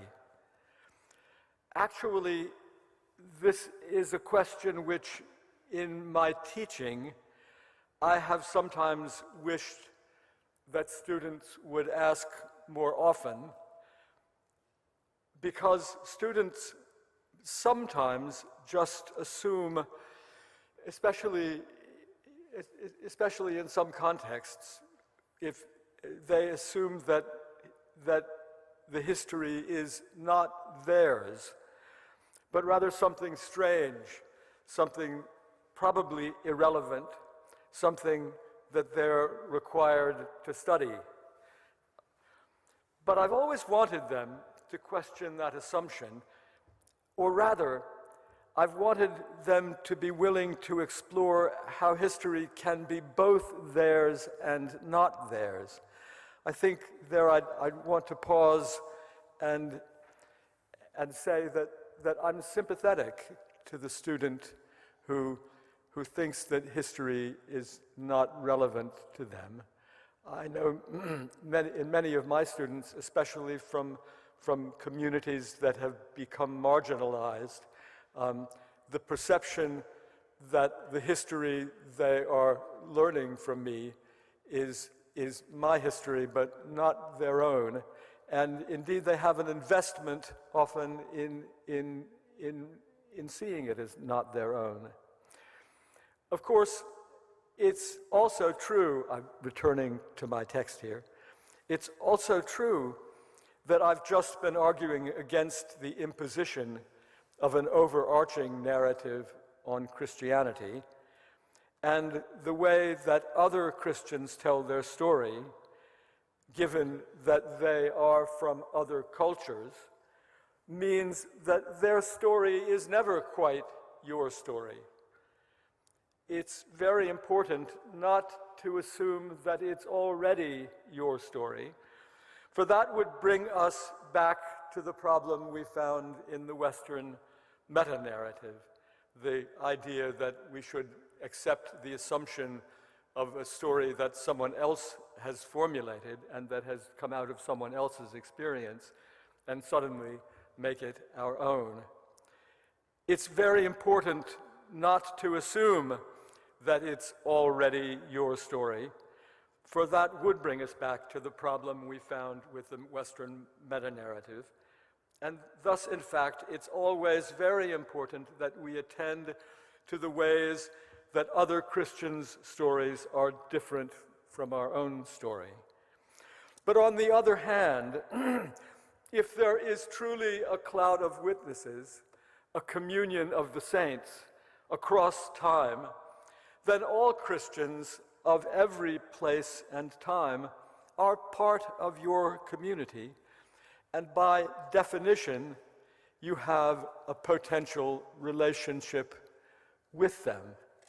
So, on one hand, it's important that a teacher respect the student who finds history irrelevant to him or herself, or finds it even hostile to him or herself. But at the same time, important to pose for the student the importance of keeping a notion of the history written by others in a certain tension, a creative tension with one's own. In that sense, what I suggest we do in approaching the history of Christianity, in making it our own, is a bit like what a pastor does when listening to the people in his or her ministry. If you're a pastor or counselor, you are trained to listen for the way people express their feelings and experience, to enter into their world, to try to see it as they see it, to feel it as they feel it, and be attentive to their feelings in their own right. But at the same time, and just as importantly, keeping a clear sense that you are not that person, that is, keeping a respect for their otherness and your own integrity as you interact with them. These two stances, your empathy on one hand and your recognition of the integrity of the other on the other hand, separate from your own integrity. Those two are at times in tension with each other, but the combination of the two makes a real and rich relationship possible. Indeed, I might almost say it's only the combination of the two that makes a real and rich relationship possible. Now, one way to make this sort of connection with the Christian past, I find, is to listen to life stories, that is, biographies. There is a long tradition of biography writing among Christians. Unlike theological texts, for instance, biographies focus not so much on Christian faith as thought about, but rather on Christian life as experienced. And in that sense, reading biographies particularly fits the analogy with pastoral listening. So, with an eye to Christian life and experience, in this lecture, I will consider some biographies from Europe in the Middle Ages, that is, from roughly the period 300 AD to roughly 1500 AD. This was a period and a place that are appropriately, to my purposes, strange to us, but in which there developed a rich tradition of life writing, of biographical narrative. And my invitation to you is this, to listen to the stories out of the common humanity you share with them and out of your own Christian sensibility and awareness of your own life story, and with a full awareness at the same time, according to the plan I just set out for you, a full awareness of the otherness of the stories, the ways in which they are not our story, but at the same time to enter into them empathetically, and maybe even especially in regard to the aspects of the stories that are not our stories, to enter into them with an eye to deepening your relationship with other Christians and with the traditions of the cloud of witnesses. To organize things, I'm going to trace two themes in these biographies. One of these has to do with the shape of life stories that people have told. I'll call this the theme of constancy and conversion.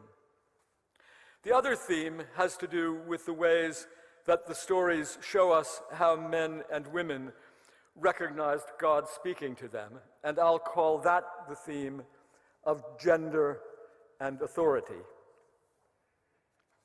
First then, on constancy and conversion. I begin with a classic biography, the biography of Martin of Tours, an early bishop in Gaul, that's present-day France, which was written around 400 AD by a Christian man of letters named Sulpicius Severus. It's a biography that also came to be a classic, in this case, a classic account of the life of a bishop. It's actually one of the most important biographies one of the most influential biographies of the Middle Ages. The story of Martin, as Sulpicius tells it, is a story of someone who doesn't change from his earliest childhood. Here is how Sulpicius describes him. He is from a pagan family, but already we're talking about the late 4th century, the 370s and 80s. He's of a pagan family, but already at age 10, against the wishes of his parents, he's attracted to the gospel and asks to become a catechumen, that is, someone preparing for baptism. He, as the son of a veteran, his father's a soldier, he is required to enter the imperial Roman army, which he does then at age 15, unwillingly, for he is, like many or most early Christians, a pacifist. In the army as an officer, he is assigned a servant, but he often acts as the servant of the servant. The phrase in Latin is the servus servorum.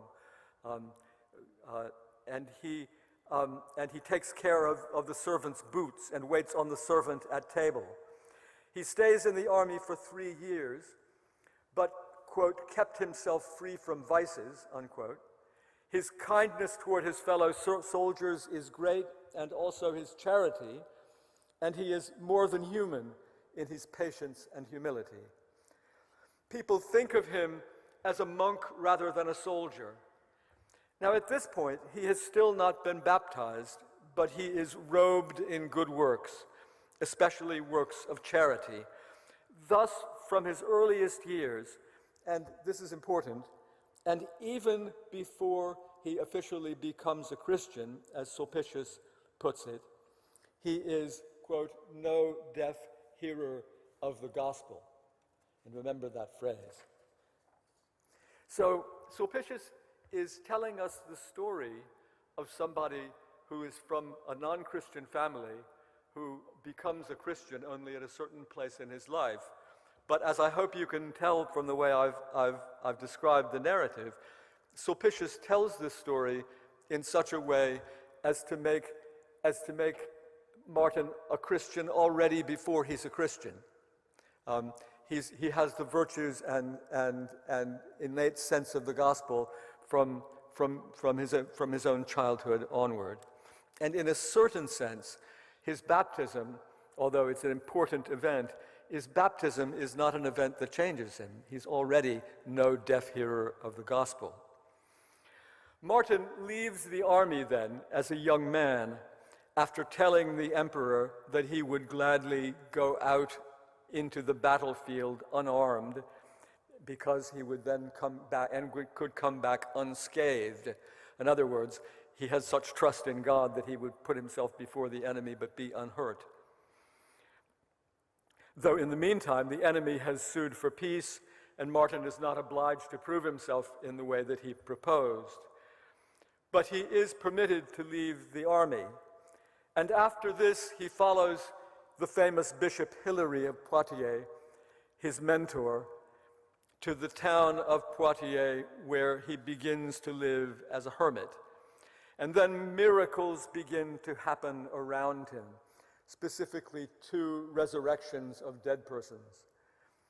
Then the town of Tours in Gaul insists that he become their bishop, and he does so, after which he becomes particularly famous for his demonstrations of the power of Christ over pagan worship, such as a very famous episode in a village where he demolishes a, quote, very ancient temple, unquote, and he's begun to chop down an ancient pine tree that the people in the village venerate as being a divine place, or a place sacred to the gods.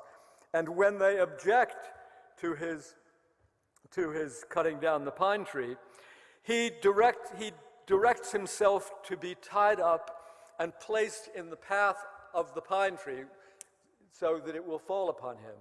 And the people of the village agree that they'll let him do that, which he then does. He ties himself in the path of the pine tree, and then as the tree is cut and begins to fall toward him, he raises his hand and deflects the tree away from him. It's a miracle, and everybody in the village converts to Christianity. Martin is also notable for his challenging of emperors, whom he does not treat with deference, and for his sure ability to spot the work of the devil, as when the devil appears in purple robes claiming to be Christ, and Martin says, no, this can't be Christ, for Christ would instead appear displaying the wounds of his passion, and he's not displaying them. So basically, this is the story of Martin as Sulpicius tells it. And in that story as a whole, the prevailing virtue is that of constantia, or constancy, a word that Sulpicius uses of Martin and that the whole biography serves to illustrate. In other words, Martin doesn't change over the course of the study. Of the story. He's virtuous from the beginning. The miracles that occur later on come out of virtues that we've seen him to have already. And here we're faced with a great example, by the way, of how the Christian faith itself takes on different forms in being translated from one culture to another. In this case, in fact, what we're seeing, in part, is part of the legacy of that first great move of Christianity into the Hellenistic world that I spoke about in the first lecture, the sequel to the Gentile breakthrough. For it's a Greek idea, that the idea of constancy is basically a Greek idea, given classic expression by the philosopher Aristotle, that every individual person has a character or ethos which is indelible in that person and doesn't change over the course of that person's life.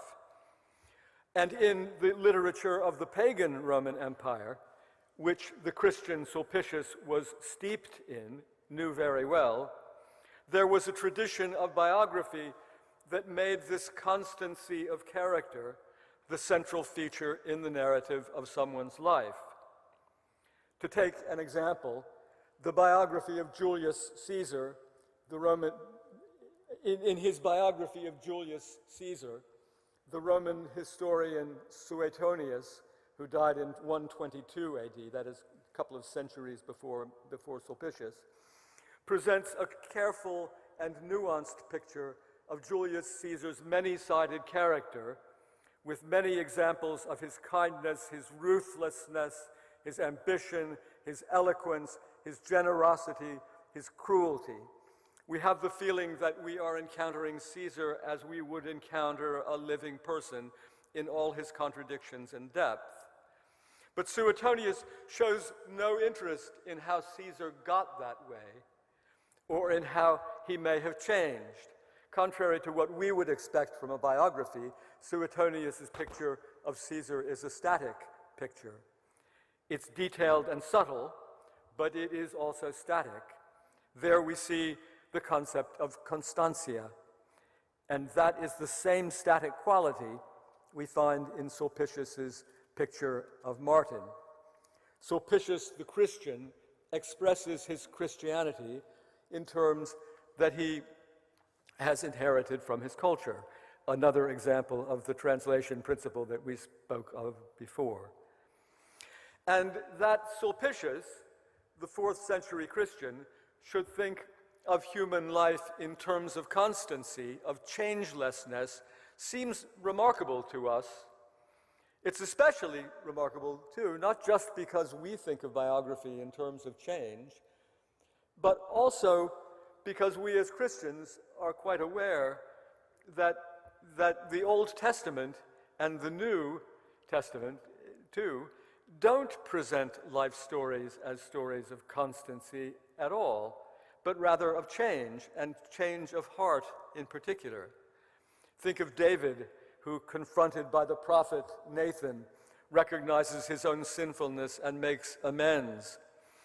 Think of Paul on the Damascus road, making a radical change in his life. Think of Jesus telling Nicodemus that he must be born again, that he must leave his old life behind and take on a new one. The Bible is full of stories of change, of turnaround, of metanoia. But none of these is in Sulpicius's biography of Martin, this classic Christian biography of the European Middle Ages. Why is that? Here we have a case, again, as I mentioned, of the translation of the gospel, of which I spoke in my first lecture. That is, Sulpicius understands the gospel in terms not entirely of the cultures out of which it came, but out of a culture that had received it, specifically the Hellenistic Roman culture of 4th century Gaul. And something was lost, or anyway changed, in the process of translation, as the Greek idea of constancy of character becomes a Christian expression. On the other hand, it is also clear that for Sulpicius, Martin's life is a Christian life. And through his own Hellenistic Roman language, he is conveying his own profound expression of Christian faith.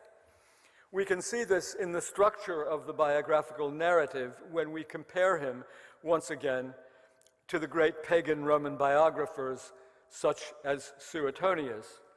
Suetonius relates the lives of the Caesars, the Roman emperors, in, as it were, purely human terms. There are occasional references to the Greco-Roman gods.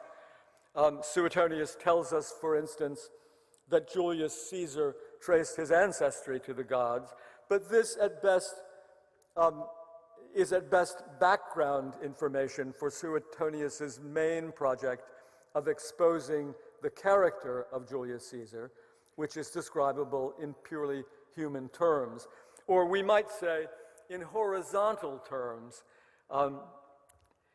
in the sense that the story is about how the character expressed itself in relations with other human beings, but without a sense of transcendence. That is, it's foreign for Suetonius to think of Caesar as, through his life, living in a relationship with the gods. The gods are on a different plane and don't have much to do with his life, or anything at all, really. But in Sulpicius's account of Martin, there is a constant vertical dimension that combines with the horizontal dimension. From the beginning of the biography and all the way through it, Martin's relationship to the divine is a constant factor in his very character.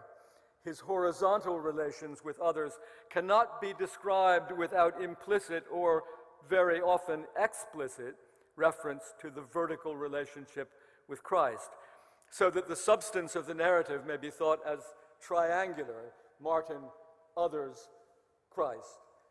And the dynamic of the life is a movement that goes around that triangle. Now, this is not a structure that is necessarily Christian by definition. There are late antique examples in Neoplatonism of similar ways of portraying human life. But it's certainly, in Sulpicius's case, it is the move that gives him the language to speak in Christian terms. Thus, in his introduction, Sulpicius frames the whole biography as an attempt to, quote, rouse in the reader a desire for true wisdom, for the heavenly warfare, and for a valor inspired by God. From earliest childhood, the mark of Martin's constancy was that he aspired to the service of God. In a pivotal story in the biography, in which Martin gives half his cloak to a beggar, and later has a vision of Christ wearing that cloak, a scene which some of you may actually know about, because it's the most famous scene in the story, and begets a whole cult in the Middle Ages in Europe of fragments of so-called fragments of Martin's cloak being venerated as saintly relics. But I digress. The point is not. The main point for Sulpicius in that story is not the charitableness of Martin's action, although clearly it was an act of charity when he gave half his cloak to the beggar, but the point is rather Christ's approval of that action and by implication, Christ's choice of Martin as an object of his favor. Several of Martin's acts of discernment of spirits result explicitly from his access to Christ, as, for instance, when he exposes the identity of a robber whose grave people have been seeing as a holy place since they mistakenly thought him to have been a martyr.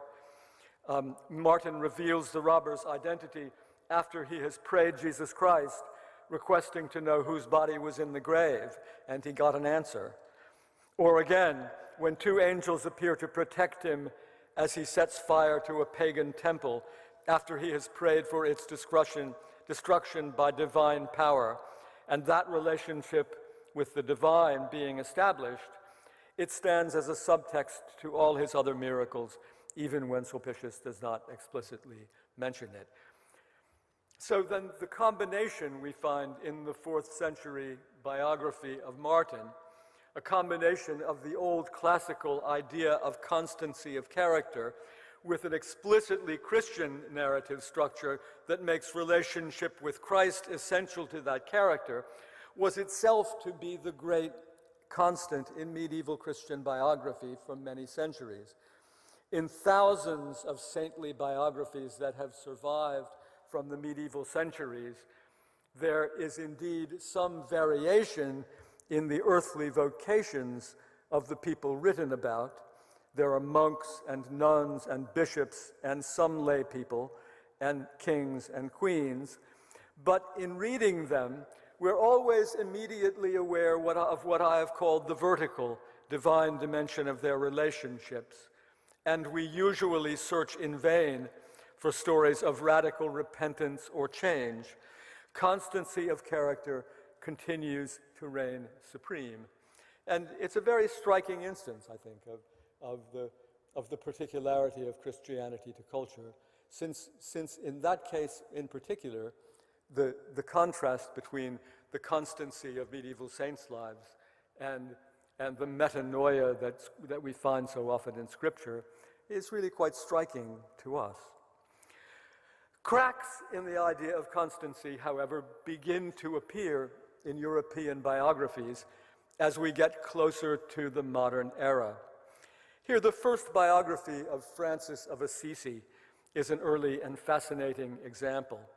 Now, Francis was the founder of the Franciscan order, one of the new religious movements in 13th century Europe. We're talking, by the way, about almost a millennium after Sulpicius. We're skipping just a few hundred years now. Francis was famous not just for his care of nature, which is perhaps what he is best known for at this moment, but also, and in his time more importantly, for his choice of a life of poverty in imitation of Christ and the apostles. The earliest biography of Francis by one of his followers named Thomas of Celano takes as one of its models the very biography of Martin of Tours that we have been looking at. It tells the story of Francis as a young man who virtuously embraces a form of the monastic life, but then, unlike the monks who stay in monasteries, he combines that way of life with a life of active service in his society, a life of preaching and healing. In other words, like Martin, he combines religious asceticism, that is self-denial, with, as we might say, social action. And Sulpicius's social action was destroying pine trees and burning pagan shrines. And Francis is a little bit more accessible to us. It's identifying with the poor and preaching charity. But in other words, still, like Martin, Francis combines rigorous asceticism with social action, which reminds us that the power of traditional narratives is still strong, even as they begin to change. Where the biography of Francis differs from that of Martin, however, begins to be clear already in the way the story begins. For in Thomas of Celano's account, Francis starts out as an outright sinner and in no uncertain terms. His parents, it's said, quote, insolently nurtured him in the vanity of the world from his earliest years, unquote, in conformity with the practice of a corrupt society. And though he could be kindly adaptable and genial, still he, and I quote, imagined their wretched life and morals. He imitated their wretched life and morals, becoming himself even more vain and insolent than they were. Even his very affability attracted promoters of evil and instigators of crime to accompany him as he moved around the city. So these are the miserable rudiments, I'm quoting Thomas of Celano, in which that man whom today we venerate as a saint, since he truly is a saint, was engaged from childhood and almost until he was 25 years old. He wasted and consumed his time.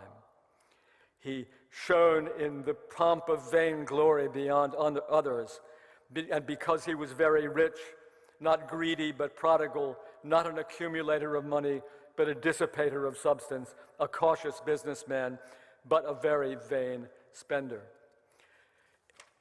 It seems to me something that the first time I read Thomas of Celano's Life of Francis, didn't really strike me. I thought this was going to be a traditional account of a turnaround, a metanoia. But now that I've read a great many other saints' lives from an earlier time, I'm really astonished at this amazing change. This is the first life I know about where, in the Middle Ages, where we suddenly have a saint who had been a genuine sinner and somehow no longer the discourse of constancia that is no longer dominating the life. It's quite remarkable. So since Francis is introduced to us as a great sinner, the subsequent narrative has to show us how he changed, how he turned around and became a saint. In other words, Thomas of Celano's narrative of Francis has to forsake the venerable idea of constancy, and this was a move of huge significance. It marks a great change from what we saw in Sulpicius's Life of Martin. But before I describe the difference, I note that there is also a fundamental similarity between the two biographies, namely in what I have called the triangular structure in which the saints' relationships are not just horizontal, but simultaneously vertical with Christ.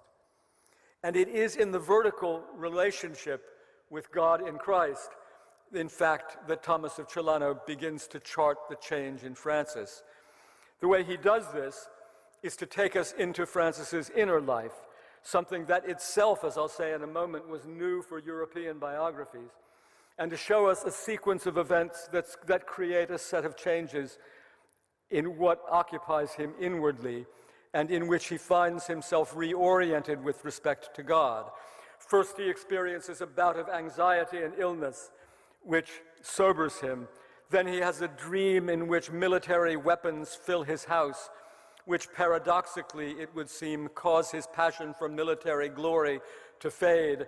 And then he experiences a period in which, zealous to take Jesus Christ into himself inwardly, he devotes himself to prayer, which brings him to a knowledge of what he ought to do, all leading to a major conflict with his father, who wants him to be a merchant, in the midst of which he acquires through prayer and fasting the necessary personal strength to persevere, renounce his possessions, and embrace his proper calling as something he desires, I quote, in the marrow of my heart.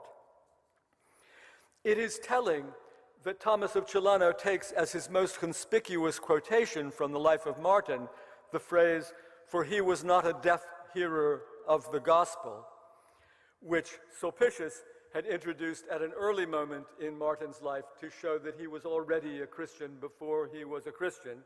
But now Thomas takes that very same phrase and uses it to describe Francis at the moment he really does become a Christian. Francis, Thomas is telling us, has become attuned to the gospel as a result of a change within himself. So what we have in the first biography of Francis is a sign of a real change in life writing in European Christianity. Why does this happen? Well, there's no one single explanation, but the larger historical context helps us understand it. The 12th and 13th centuries were a time of great cultural change in Europe. Against the background of urbanization, the founding of universities, the development of stronger governmental and ecclesiastical institutions than had existed previously, we find in the work of writers and artists, perhaps reflecting the pressures of that newly complexifying society, we find increased attention given to the inner life of persons, to the dynamic of the soul, and to self-awareness. These are changes that anticipate the larger changes that come a bit later in the so-called Renaissance, which I'll discuss in my last lecture. But perhaps the most famous example is the general shift in sensibility in Francis's time that is expressed most famously in the way people talked and wrote about the person and work of Jesus Christ. Whereas earlier, the primary image of Christ was Christ the King, and the cross was pictured primarily as the means by which he won his victory over death and established his kingdom. Now there was a new emphasis on his sufferings. Pictures of the crucifixion begin to highlight his sorrows, his wounds, and his pain upon the cross, and thus our attention is drawn to the ways his suffering touches us and our emotions. It's quite striking that before around 1200, most pictures of Christ, whether on paintings or in sculptures, show him on the cross with a crown, not visibly suffering. It's the image we call Christus Pantocrator, Christ the ruler of all, that by being elevated to the cross he became the king. There's good scriptural background for that, but that's the usual way the cross is portrayed. It's suddenly in the 12th century that one begins to see the picture of a Christ who is visibly suffering and sometimes in extreme pain, with sores on his body and a sort of sagging from the cross that anticipates his death, all of which corresponds to this change in sensibility, whereby it's the emotions that the crucifixion raises in us that the artist is interested in, and thus in our inner life. What I want to point out especially about this appearance of the inner change in a saint's biography, though, is that it marks a rediscovery of that biblical theme of metanoia, of a radical turnaround, a turning to God in a person's life, and signals a certain shedding of the centuries-long influence of Hellenistic life writing with its characteristic theme of constancy, which we saw in Sulpicius's Life of Martin. And the rediscovery of metanoia and of a sense of the dynamic of the inner life in turn presages the later intense preoccupation among Puritans and other pietists in the 17th century and later with the question, am I saved? And accordingly, the appearance of a literature of intense self-examination, but it also paradoxically opened the door to a more secular worldview, a habit of self-examination from which the vertical dimension of relationship with God fades from sight, and the tradition of modern secular biography that would shed not only the Hellenistic influence, but also the very Christian influence itself. So, I've given you one example, and I hope I haven't gone on too long with it, but it's an example of the themes of constancy and conversion. And what I invite students to do in thinking of such biographies as these is to listen carefully to both these dynamics, and to observe the ways in which they reflect the world around them, and then think about one's own life, frankly, and how one experiences both these biographies in encountering them, experiences them as both ours and not ours, as both strange to us and in some ways strangely connectable. But let me go on to my second example.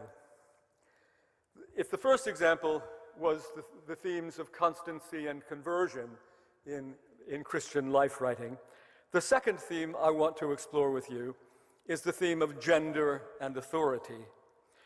Here I begin once again with Western Christianity's inheritance from the Hellenistic world. The philosophers of Greek antiquity, and most influentially Plato, regarded women as inferior to men, basically lacking the rationality of men. Plato, however, also thought that in the ideal state, women would be equal to men by conforming to the pattern of man, meaning men's rationality. Thus, the ideal woman for Plato would be, even though he doesn't himself use the term, what has often been called the ideal of the male woman. That is, the woman who perfects herself, acquiring masculine rationality, and thus, though still physically female, becomes essentially a man. Now, this idea of the male woman was carried over into Christian literature by early writers. Perhaps the most preeminent example, or prominent example, is the 2nd century fictional work called The Acts of Paul and Thecla, which tells the story of a woman named Thecla, who was supposedly a disciple of St. Paul. The story is that she was converted by listening to Paul, and that as she is pictured, she understands chastity, that is Paul's affirmation of the unmarried state, to be at the center of his message. That is a particular reading of Paul's letters, is it not? She is arrested multiple times for being a Christian and is tortured and condemned to death, but she miraculously survives. Eventually, she encounters Paul again, who blesses her ministry, tells her to go out and preach. As the scholar Kirsten Aspergren has noted, in all of this, she is pictured as essentially, in terms of classical culture, male. That is, as a preacher or teacher active in the public sphere, moving around in society as a man would move, and not incidentally, she wears men's clothes. So the ideal of woman there is essentially to cease to be woman. There are, however, even in the sources for the ancient period in Christianity, hints at a different way of thinking about women's lives, one in which a distinct female identity can be valued in its own right. Perhaps the most famous and evocative life story containing such hints is the account of a Roman woman, Vibia Perpetua, who died as a Christian martyr at Carthage in North Africa around the year 200 AD. The narrative as we have it is partly in Perpetua's own words, partly in the words of a narrator. We see her when she has been arrested and imprisoned with several fellow Christians, and we witness her trial in which she is condemned to be mauled by wild animals in the public arena. And we hear of several visions that she has as she is awaiting her ordeal. In one of these visions, which she understands to be a prophecy of that ordeal, she experiences herself in one-on-one combat with a figure described as an Egyptian and whom she understands to be the devil. Before she begins to describe the fight, which she won, she says, "My clothes were ripped off and suddenly I became a man." So here we do have that ideal of the male woman again. But at the same time, there is much in the story that makes a point of her identity as a woman. Thus, she has given birth to a child shortly before her arrest, and when she is in prison, is still nursing the child. Also, in her several confrontations with her father, who comes to her in prison and at her trial, and tries to convince her not to go through with her martyrdom, she resists him, but is also conscious of her role as his daughter and feels compassion for his distress. And unlike Thecla, Perpetua doesn't dress as a man. On the contrary, in the very midst of her final suffering in the arena, She makes sure that her dress covers her legs and her hair is properly pinned up. The narrative does not finally obscure or override her femaleness. This notion of the distinctive virtues of women as women that we glimpse in the ancient martyrdom account of Perpetua, the notion that is of the ideal of the Christian woman who was not that of the female man, took a turn in the Middle Ages in Europe, indeed in the same period when Francis of Assisi appeared on the scene. For this was a time in which more women came to prominence as subjects of spiritual biographies and as writers of spiritual literature than any time before or for a long time thereafter. Many, even most of these women, claimed a direct knowledge of God through intimate personal experience that we generally call mystical, and or through receiving visions and revelations. And they spoke and acted in ways that, for the most part, don't draw from the male-woman tradition, but rather reflect their own lives and concerns as women, and had a particularly strong impact on others in doing so. I'll give one brief example, the biography of a woman named Mary of Oigny, who died in 1213, written by a famous bishop of the time, James of Vitry. Mary was born in Nivelles, in what is now Belgium, in 1177, which actually made her a close contemporary of Francis. She was what was called a beguine, a woman who voluntarily practiced religious discipline but wasn't a nun and lived in the world as a layperson. Like Francis, she was voluntarily poor, and like him, she was dedicated to spreading the gospel. But she did it in a way that was, as her contemporaries would have seen it, distinctively female. Typically for the holy woman of that place and time, she had a great devotion to the passion of Jesus Christ, which she experienced with great emotion within her own body. She would weep in church at the thought of Christ on the cross, and her tears were so many that they left pools of water on the ground. During Lent, she would fast on bread and water and say all she wanted to consume was the bread of the Eucharist. She would go into ecstasies in which Christ would appear to her, an openness to visions and ecstasies being something that was considered at the time to be a particularly female trait. But she was not only preoccupied with her own pleasure and satisfaction at Christ's presence within her, she was also zealous to spread the gospel and to live out her faith, and she used her privileged connection with the divine to minister to people and help bring them to conversion. I will skip one or two of the incidents in her life.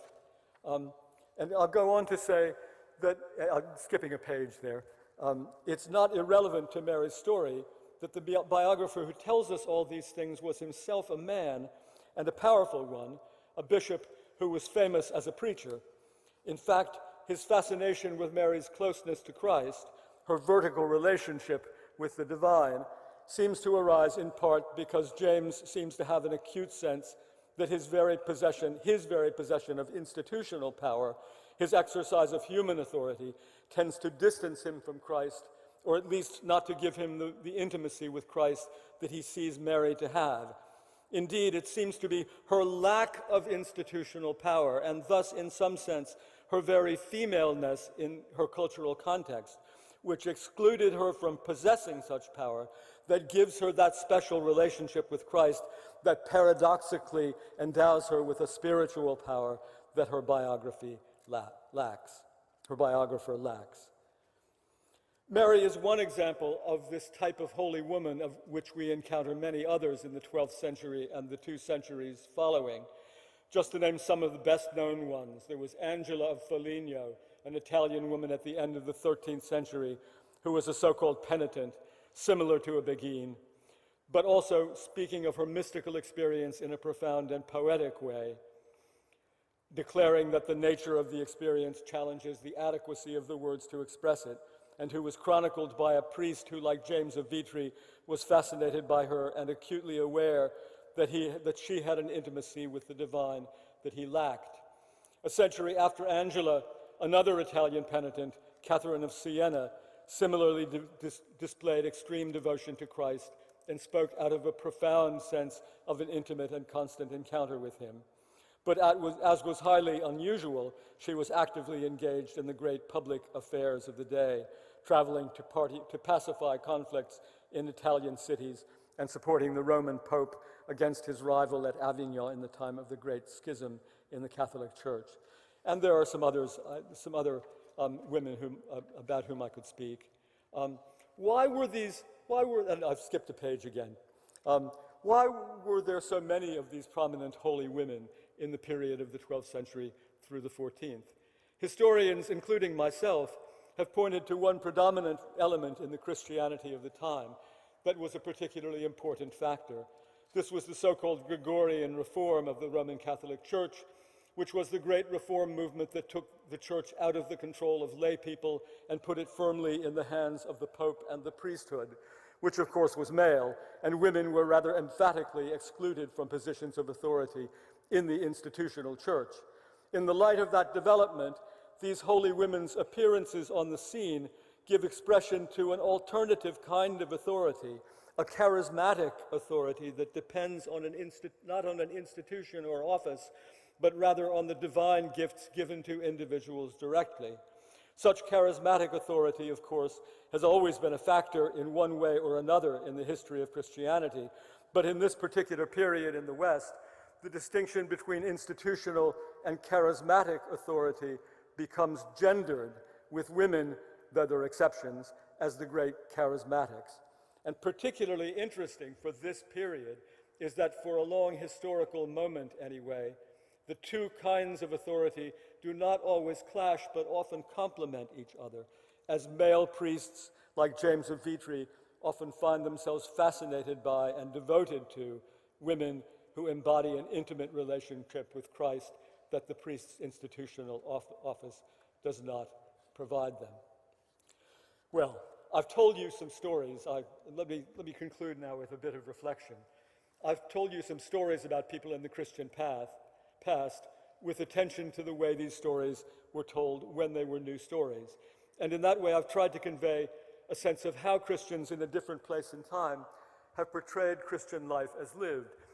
I have suggested, though, and perhaps I could have done it a bit more explicitly, that our encounter with them, that the encounter with them that I invite you into and have invited my students into is an encounter that both on one hand does what I mainly have been doing here, namely tries to understand these stories in their own contexts and as aspects of the growth of Christianity within particular cultural parameters, so that you have certain assumptions that derive from Hellenistic antiquity and then in the High Middle Ages are transformed in the context of urbanizing Europe. It's important to see them in their context, but at the same time that we see them in their context, they provide clues as to themes that we also find ourselves connecting with. In the case of Martin and Francis, we find ourselves, once we understand them in their own context and acknowledge that it's a different world from our own, we can't but begin then to think about the dynamics of constancy and change in our own lives and the models of Christian life that derive from one or the other of those dynamics and the ways in which we experience those themes ourselves. Similarly, in terms of gender and authority, it seems to me anyway that the phenomenon whereby the lack of institutional authority on the part of some people, in some cases, as in the Middle Ages, a gendered situation, the very lack of institutional authority gives rise to the perception, even on the part of the institutional authority, that there is a peculiar power among those virtuous persons who lack institutional authority. That is, the charismatic power of women, of visionaries, of mystics. I know that there are some parallels in many societies, and perhaps also in Korean society in that respect too, as I've heard from students. I hope you've seen some broad themes that may also resonate, therefore, with your own experience as a Christian.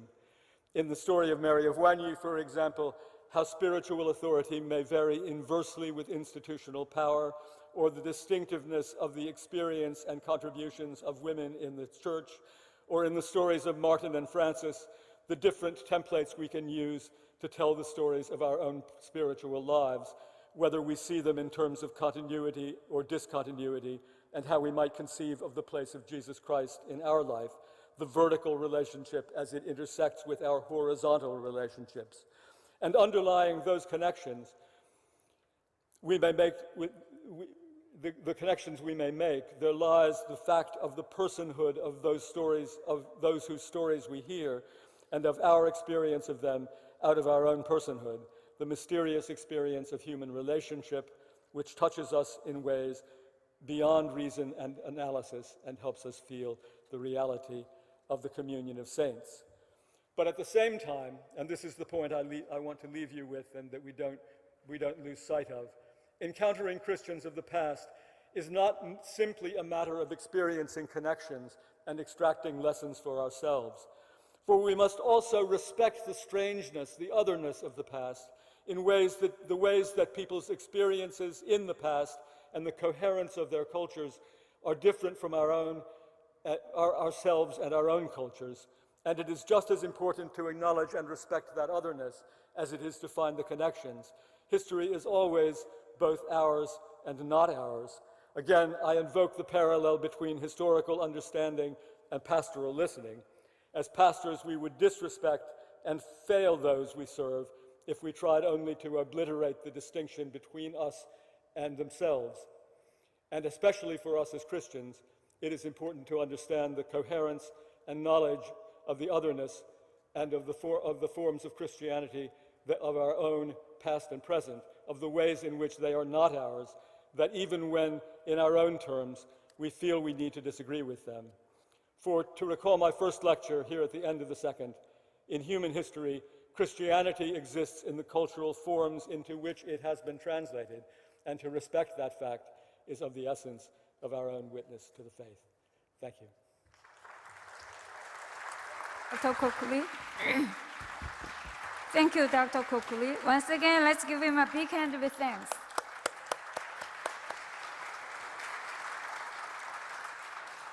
코클리 박사님의 이 강에 감사드립니다. 이 강에서는 마르티네스의 삶을 통해 그리스도께서 이 영웅의 삶 전체에 함께하심을 묘사한 항상성과 프랜시스의 전기를 통해 보게 되는 회개하는 죄인으로서의 회심, 또 여성들의 전기에 나타난 남성적 여성과 13세기에 비로소 나타난 여성성 등 이야기 속 인물과 주제, 그리고 전체 이야기와 관계 형성 과정에 대한 메타서사에 대하여 말씀하셨습니다. 이 주제들이 우리 자신의 삶과 상황에도 분명히 관련이 있지만 동시에 당시의 문화적 상황을 고려해 볼 때 우리에게 여전히 낯섭니다. 따라서 과거 기독교와 우리의 만남이 갖는 의미는 과거 기독교에 대한 이러한 두 관점이 계속 서로 긴장 관계를 유지하도록 하는 데 있다고 하겠습니다. 이제 두 강연에 대한 질의응답 시간을 갖겠습니다. 김진원 교수님 앞으로 나와주시고요. 진행 요원들은 질문지를 수거해 주시기 바랍니다. 오늘의 질의응답 시간에는 뉴브런스윅의 김진원 교수님께서 진행과 통역을 해 주시겠습니다. 김진원 교수님을 소개해 드립니다.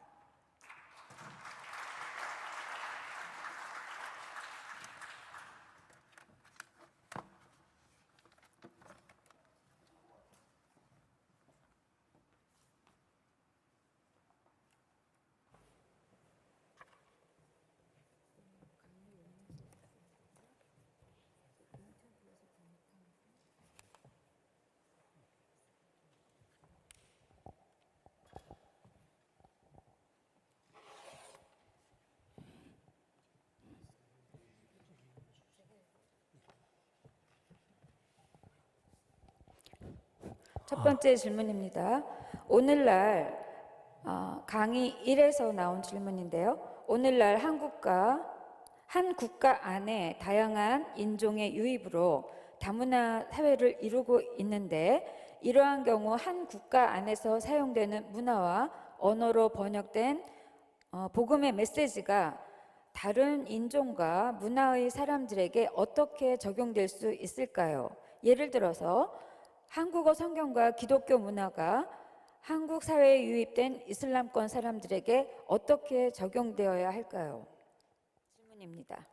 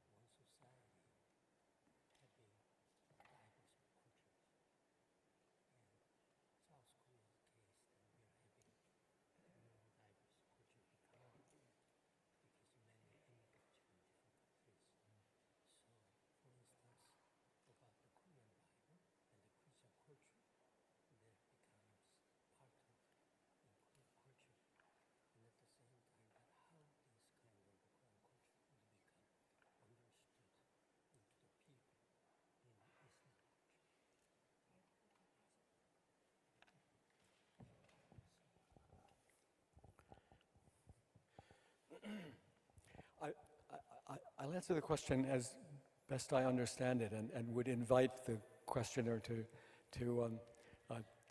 keep at it if I'm not responding to the real intent of the question. If I understand it right, the question pertains to the fact that it's not just a simple matter of there being a variety of cultural settings for Christianity at the present moment, but also that within a given cultural setting, such as Korea or such as the United States, we also have many different cultures in the United States. Although I know the questioner was not particularly asking about it, but in the United States, the sorts of issues that I'm talking about are often experienced between cultures that exist within our country. But as I think the questioner is asking, is that not also that's in Korea you have a growing immigrant community, and therefore you begin to have the questions of multiculturalism as well, and the encounter of different Christianities, no doubt is or can be happening here, just as it happens between countries in the world. And in many ways, if the American experience is anything to go by, these can become the more intense encounters. I think that's a very good point. The questioner goes on and asks also something about Islam, and I'm not quite sure I've got that. How about in Korean Christian culture to become understood by the people in Islam culture? Muslims who are here in Korea. No, yeah, I see. Probably. I see, yeah.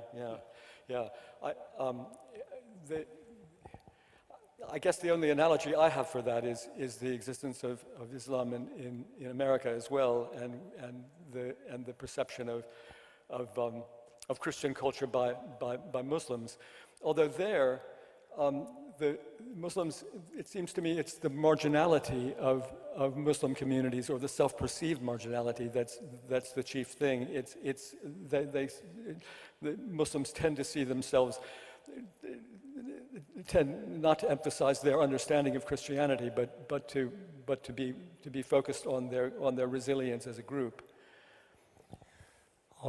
오늘 저 두 강의하고는 약간 거리가 있는 질문이 나와서 강사님께서 대답하시는 좀 어려움이 있으신 것 같은데요.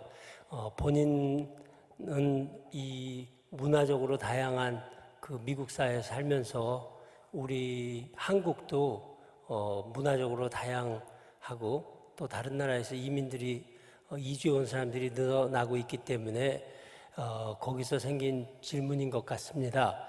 그래서 이 한국 문화의 한국의 기독교 문화가 이 한국에 오는 이슬람 문화를 가진 사람들에게 어떻게 이해될 수 있는가라는 질문에 대해서는 교수님 굉장히 제한적인 입장 이신 것 같아요. 무엇인가 설명하기가 어려운 그런 입장이신 것 같습니다. 이번 질문은 두 번째 강연에서 나온 질문입니다. 아마도 그 2, 3세기에 그 여성의 정기에서 위대한 여성을 남성적 여성이라고 표현한 데서 나오신 질문인 것 같습니다. 한국의 큰 교회들 가운데 여성을 아직도 목사나 장로가 되지 못하게 하는 경우가 있습니다. 우리가 이것을 어떻게 보아야 할까요? This is a question about you talking about the second century, third century, the Christian idea that women has become like a male. So still in Korean church culture, that there are some churches that they have the idea against that women become the leadership, the being elderly or pastors. So how do you think about it, or anything that you want to give us good words? Right.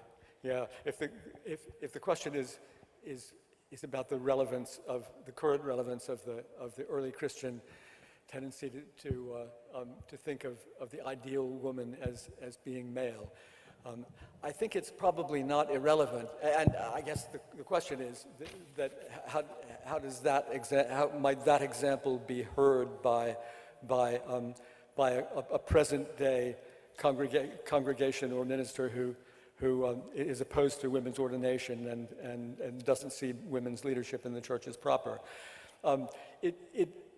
I think those two positions are less contradictory or less opposed to each other than you might think. The context of the ideal in early Christianity for women to be seen as the ideal woman to be essentially male is an ideal that it's understood is to be very seldom achieved, and is an extraordinary thing, not a normal thing. So I wonder if in fact it might even be a congenial image for someone of the present day who opposes the ordination of women.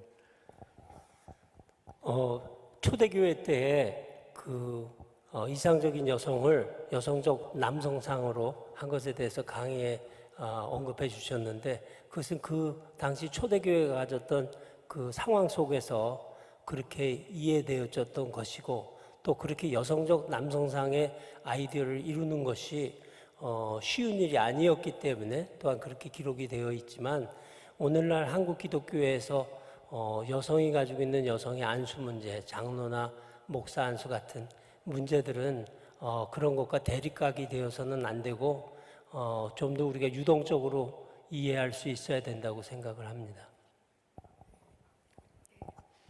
네, 감사합니다. 다음 질문은 전체 이야기에서 나온 질문인데요.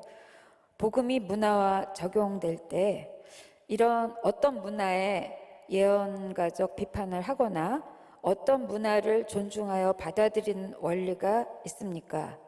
기독교 역사는 이 원리가 있음을 인정하는지, 있다면 무엇인지요? 하는 질문.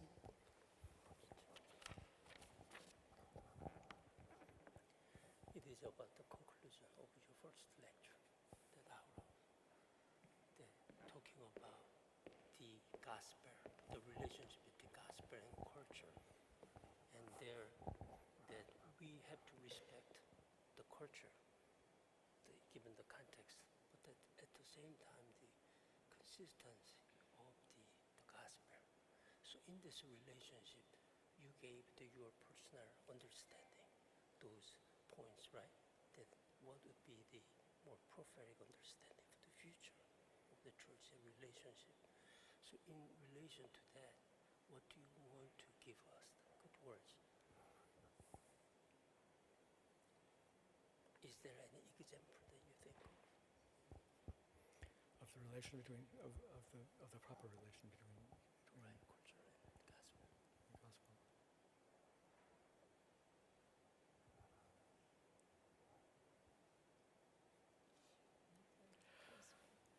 I hesitate to answer the question simply because I think there are wonderful models of the interaction of culture and gospel, and they're in a variety they come in a variety of forms. I think, for example, of the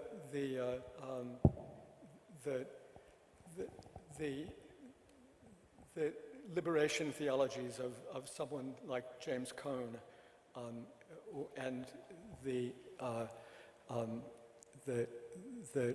African American theology of a Joseph Hood,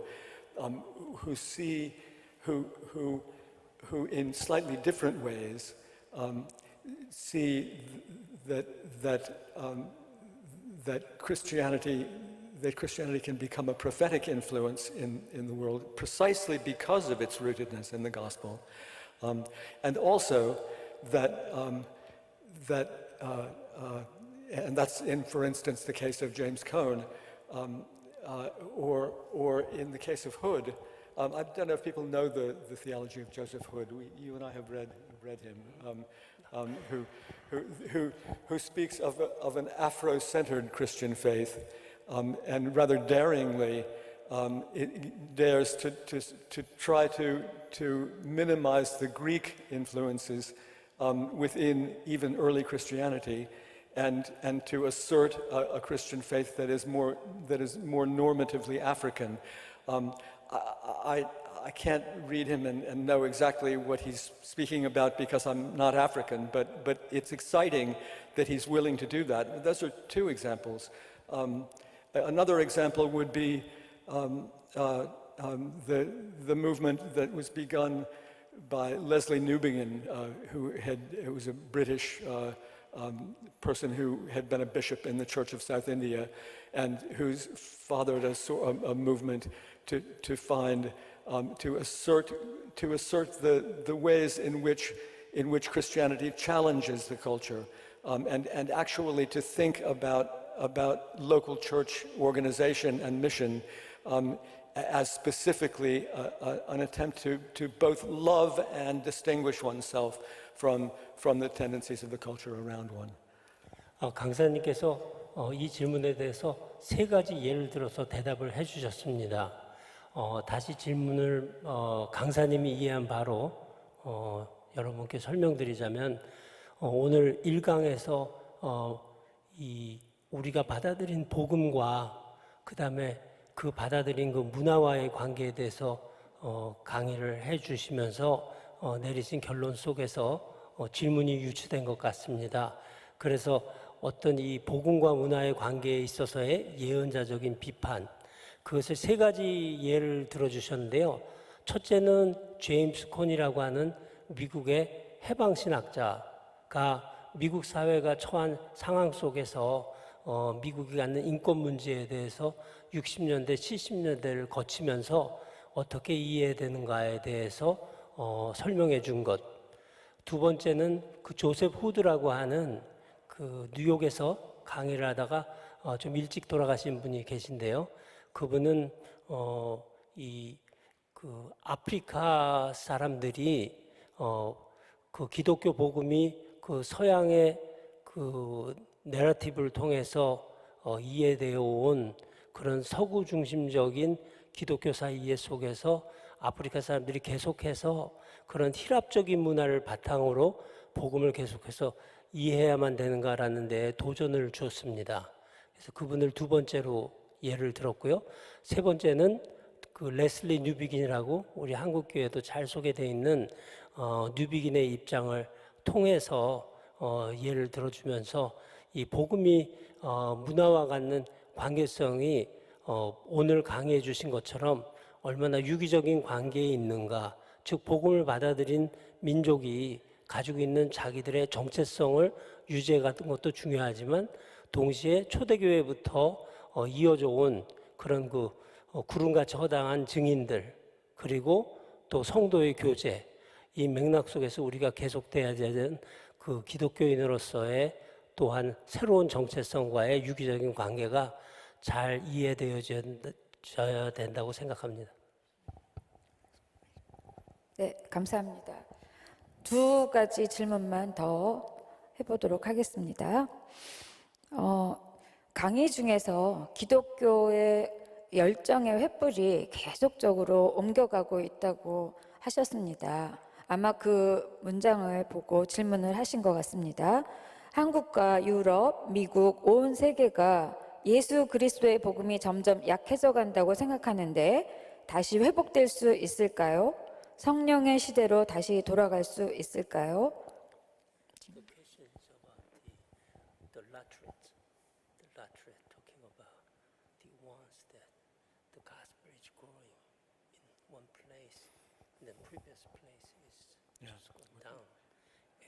So is there any solution about in Europe or the Atlantic Christian community would become revived?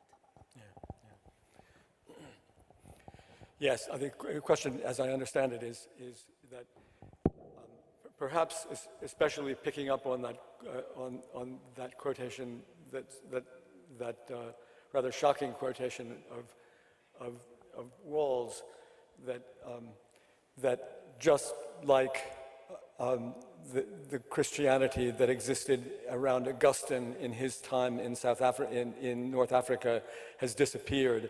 So in Europe, churches have become filling stations and restaurants. And the question, as I understand it, is that inevitable? And I guess two ways of approaching the question, or one, a dispassionate way. Kenneth Scott Latourette is the historian who has made such a point of the history of Christianity being not just a history of growth, but also a history of recession. The growth of Christianity in some places, the disappearance even of Christianity in other places. And if he's right that that's a pattern in Christianity, then I suppose we expect that it continues to happen. But the second way of approaching the question is to say that of course we can't let it happen. I mean, of course it has to. I mean, even if it does happen, it has to be our passion for the faith that continues to be expressed, and that we continue to try to find ways to make our faith more relevant to the communities around us. There's no alternative to that. To be a true Christian means to try to do that. And there, it seems to me that the example of Leslie Newbigin and his notion of Christians who live with a commitment to their culture, but always with a sense of speaking of their distinctness from it, is a great source of hope. 오늘 그 1강 중에서 말씀하신 그 월즈의 사상을 소개하면서 월즈가 인용한 스칼 라투레라는 교회 사가가 이야기했던, 즉 우리 기독교 역사는 그 부흥하는 것에 관한 것뿐만이 아니라 쇠퇴해가는 것에 대한 기록이기도 하다라고 했었던 그 인용문을 주로 해서 나온 질문이라고 생각합니다. 그래서 우리 기독교는 그 유럽이나 미국, 그리고 또 질문하신 분은 한국에서도 이 복음이 쇠퇴해 갈 수 있는 그 패턴에 대해서 우리가 어떻게 극복해 갈 수 있는가라는 것에 대한 본인의 생각은 다른 대안이 없고, 오직 우리가 그리스도인으로서 그 복음에 대한 열정을 버리지 말고 또 그 복음을 열심히 증거하는 삶을 살아야 된다고 생각하시는데, 특별히 아까 질문에서 이야기했었던 3명의 학자 중에서 레슬리 뉴비긴, 우리나라에도 잘 알려진 뉴비긴의 이론을 다시 이용하면서 크리스찬이면 누구든지 자기가 속한 문화 속에서 그 속한 문화를 존중하고 또 그 문화를 경청하고 또 그 문화에 적응해 가야 하지만, 그럼에도 불구하고 그 문화 속에서 크리스찬의 삶을 증거하는 것에 대해서 항상 최선의 노력을 다하는 길만이 라투렛이 이야기하는 것 같이 기독교가 한 곳에서 부흥해 가면 또 다른 곳은 복음이 떠나고 쇠퇴해 간다고 하는 그 패턴을 우리가 반복하지 않고 계속해서 복음의 열정을 이어가는 일이라고 본인은 생각합니다. 네, 감사합니다. 기독교와 이슬람교는 선교적인 종교라는 면에서 공통점을 갖고 있지만 기독교가 번역된 종교, 번역의 종교라는 점에서는 이슬람교와 차이가 있습니다. 이것에 관한 질문이 들어왔습니다. 기독교는 복음 선교 시 학교, 병원 등 공익 활동을 통해 그 사회에 대해 공헌하며 일반 대중을 대상으로 선교를 하며 포괄적이고 포용성을 가지고 있지만 이슬람은 자기들만의 정체성 유지를 위해 학교를 세우고 이슬람 경전을 교육하고 주로 가정, 즉 가족 제도를 이용한 선교를 주로 하고 있어 배타적이고 폐쇄적인 측면에서 비판을 받고 있는데 이에 대해 어떻게 생각하십니까? 라는 질문입니다.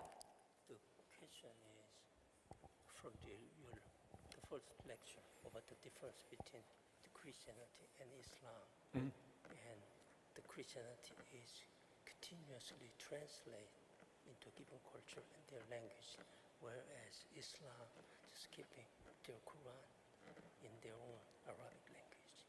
So in this Korean society, the Christians are more the voluntary to visit and then serve to the community, whereas Islam, Muslims are that they always keeping their own identity and their language and their parent of their Islam culture. So how do you think about, how do you evaluate this? It's not easy. Yeah. Your thoughts about this Islam and the Christianity, since you just given. Right. If I understand it, I think that's a fascinating question. If I understand the question right, the questioner is taking the distinction that I presented between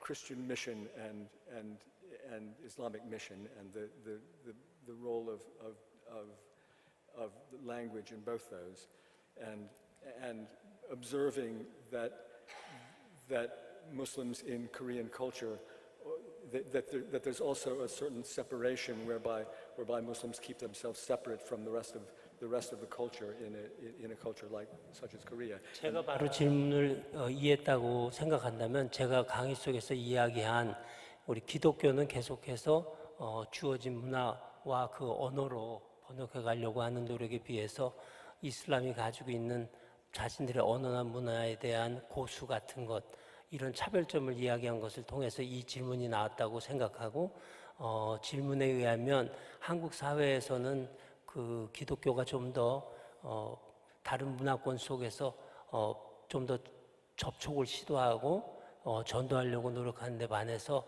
이슬람은 보다 더 자신들의 정체성을 유지해 가면서 전도하려고 한다고 하는 것에서 나온 질문이라고 제가 이해했습니다.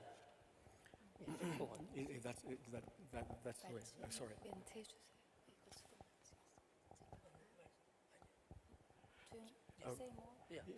Yeah, sure. Just. 예, 이제 본인의 생각을 얘기해 주실 겁니다. So the question is not is the question intended to ask about Christian mission in this context, or about the way that Christians in Korea need to relate to Muslims? Is that yeah. I can only answer from analogies in my own situation in the United States, where I think it's very challenging, where Islam and Christianity that I wasn't addressing in the lecture the relations of Muslims and Christians within a culture, but I realize that the question inevitably arises, and there's going to be a lot of tension, I think, around precisely this difference in the dynamics of the two communities. I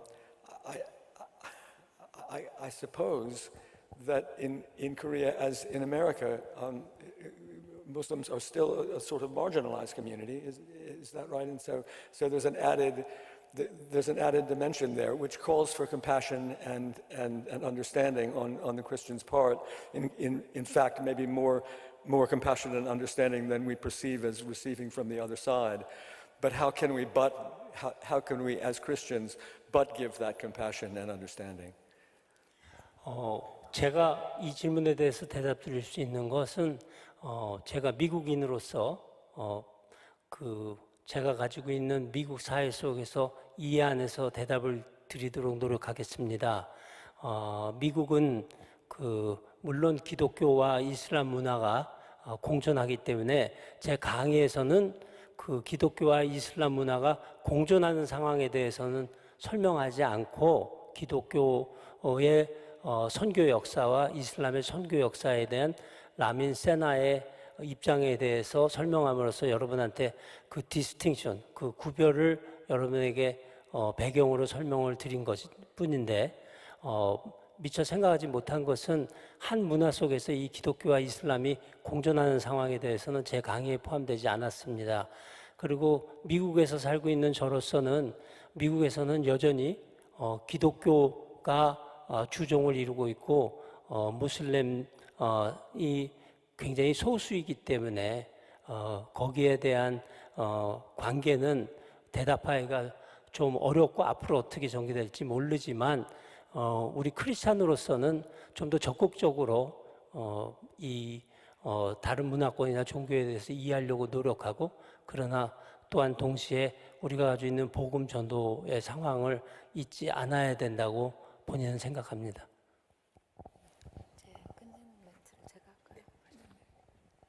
네, 좋은 질문을 주신 여러분께 감사를 드리고 오늘 두 번째 강의를 여기서 마치도록 하겠습니다. 감사합니다.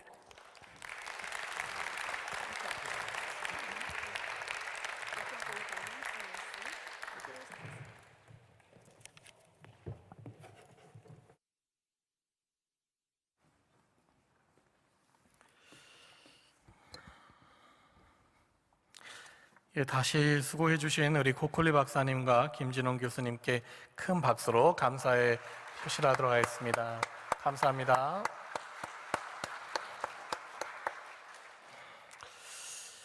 예, 이어서 내일 심포지엄 둘째 날 행사를 간단하게 안내해 드리도록 하겠습니다. PPT 화면을 한번 보시고요. 오늘 나눠드린 자료집에는 내일 진행할 제3강연 내용도 같이 수록되어 있습니다. 내일 참석하시는 분들은 자료집을 잊지 말고 가져오시기를 바라고요. 그리고 자매교회 목사님들과 외부에서 오신 손님들은 행사가 끝난 다음에 이곳에서 사진 촬영이 있습니다. 남아서 함께 사진을 찍고 돌아가시면 되겠습니다. 예, 모든 행사를 이것으로 마치도록 하겠습니다. 감사합니다.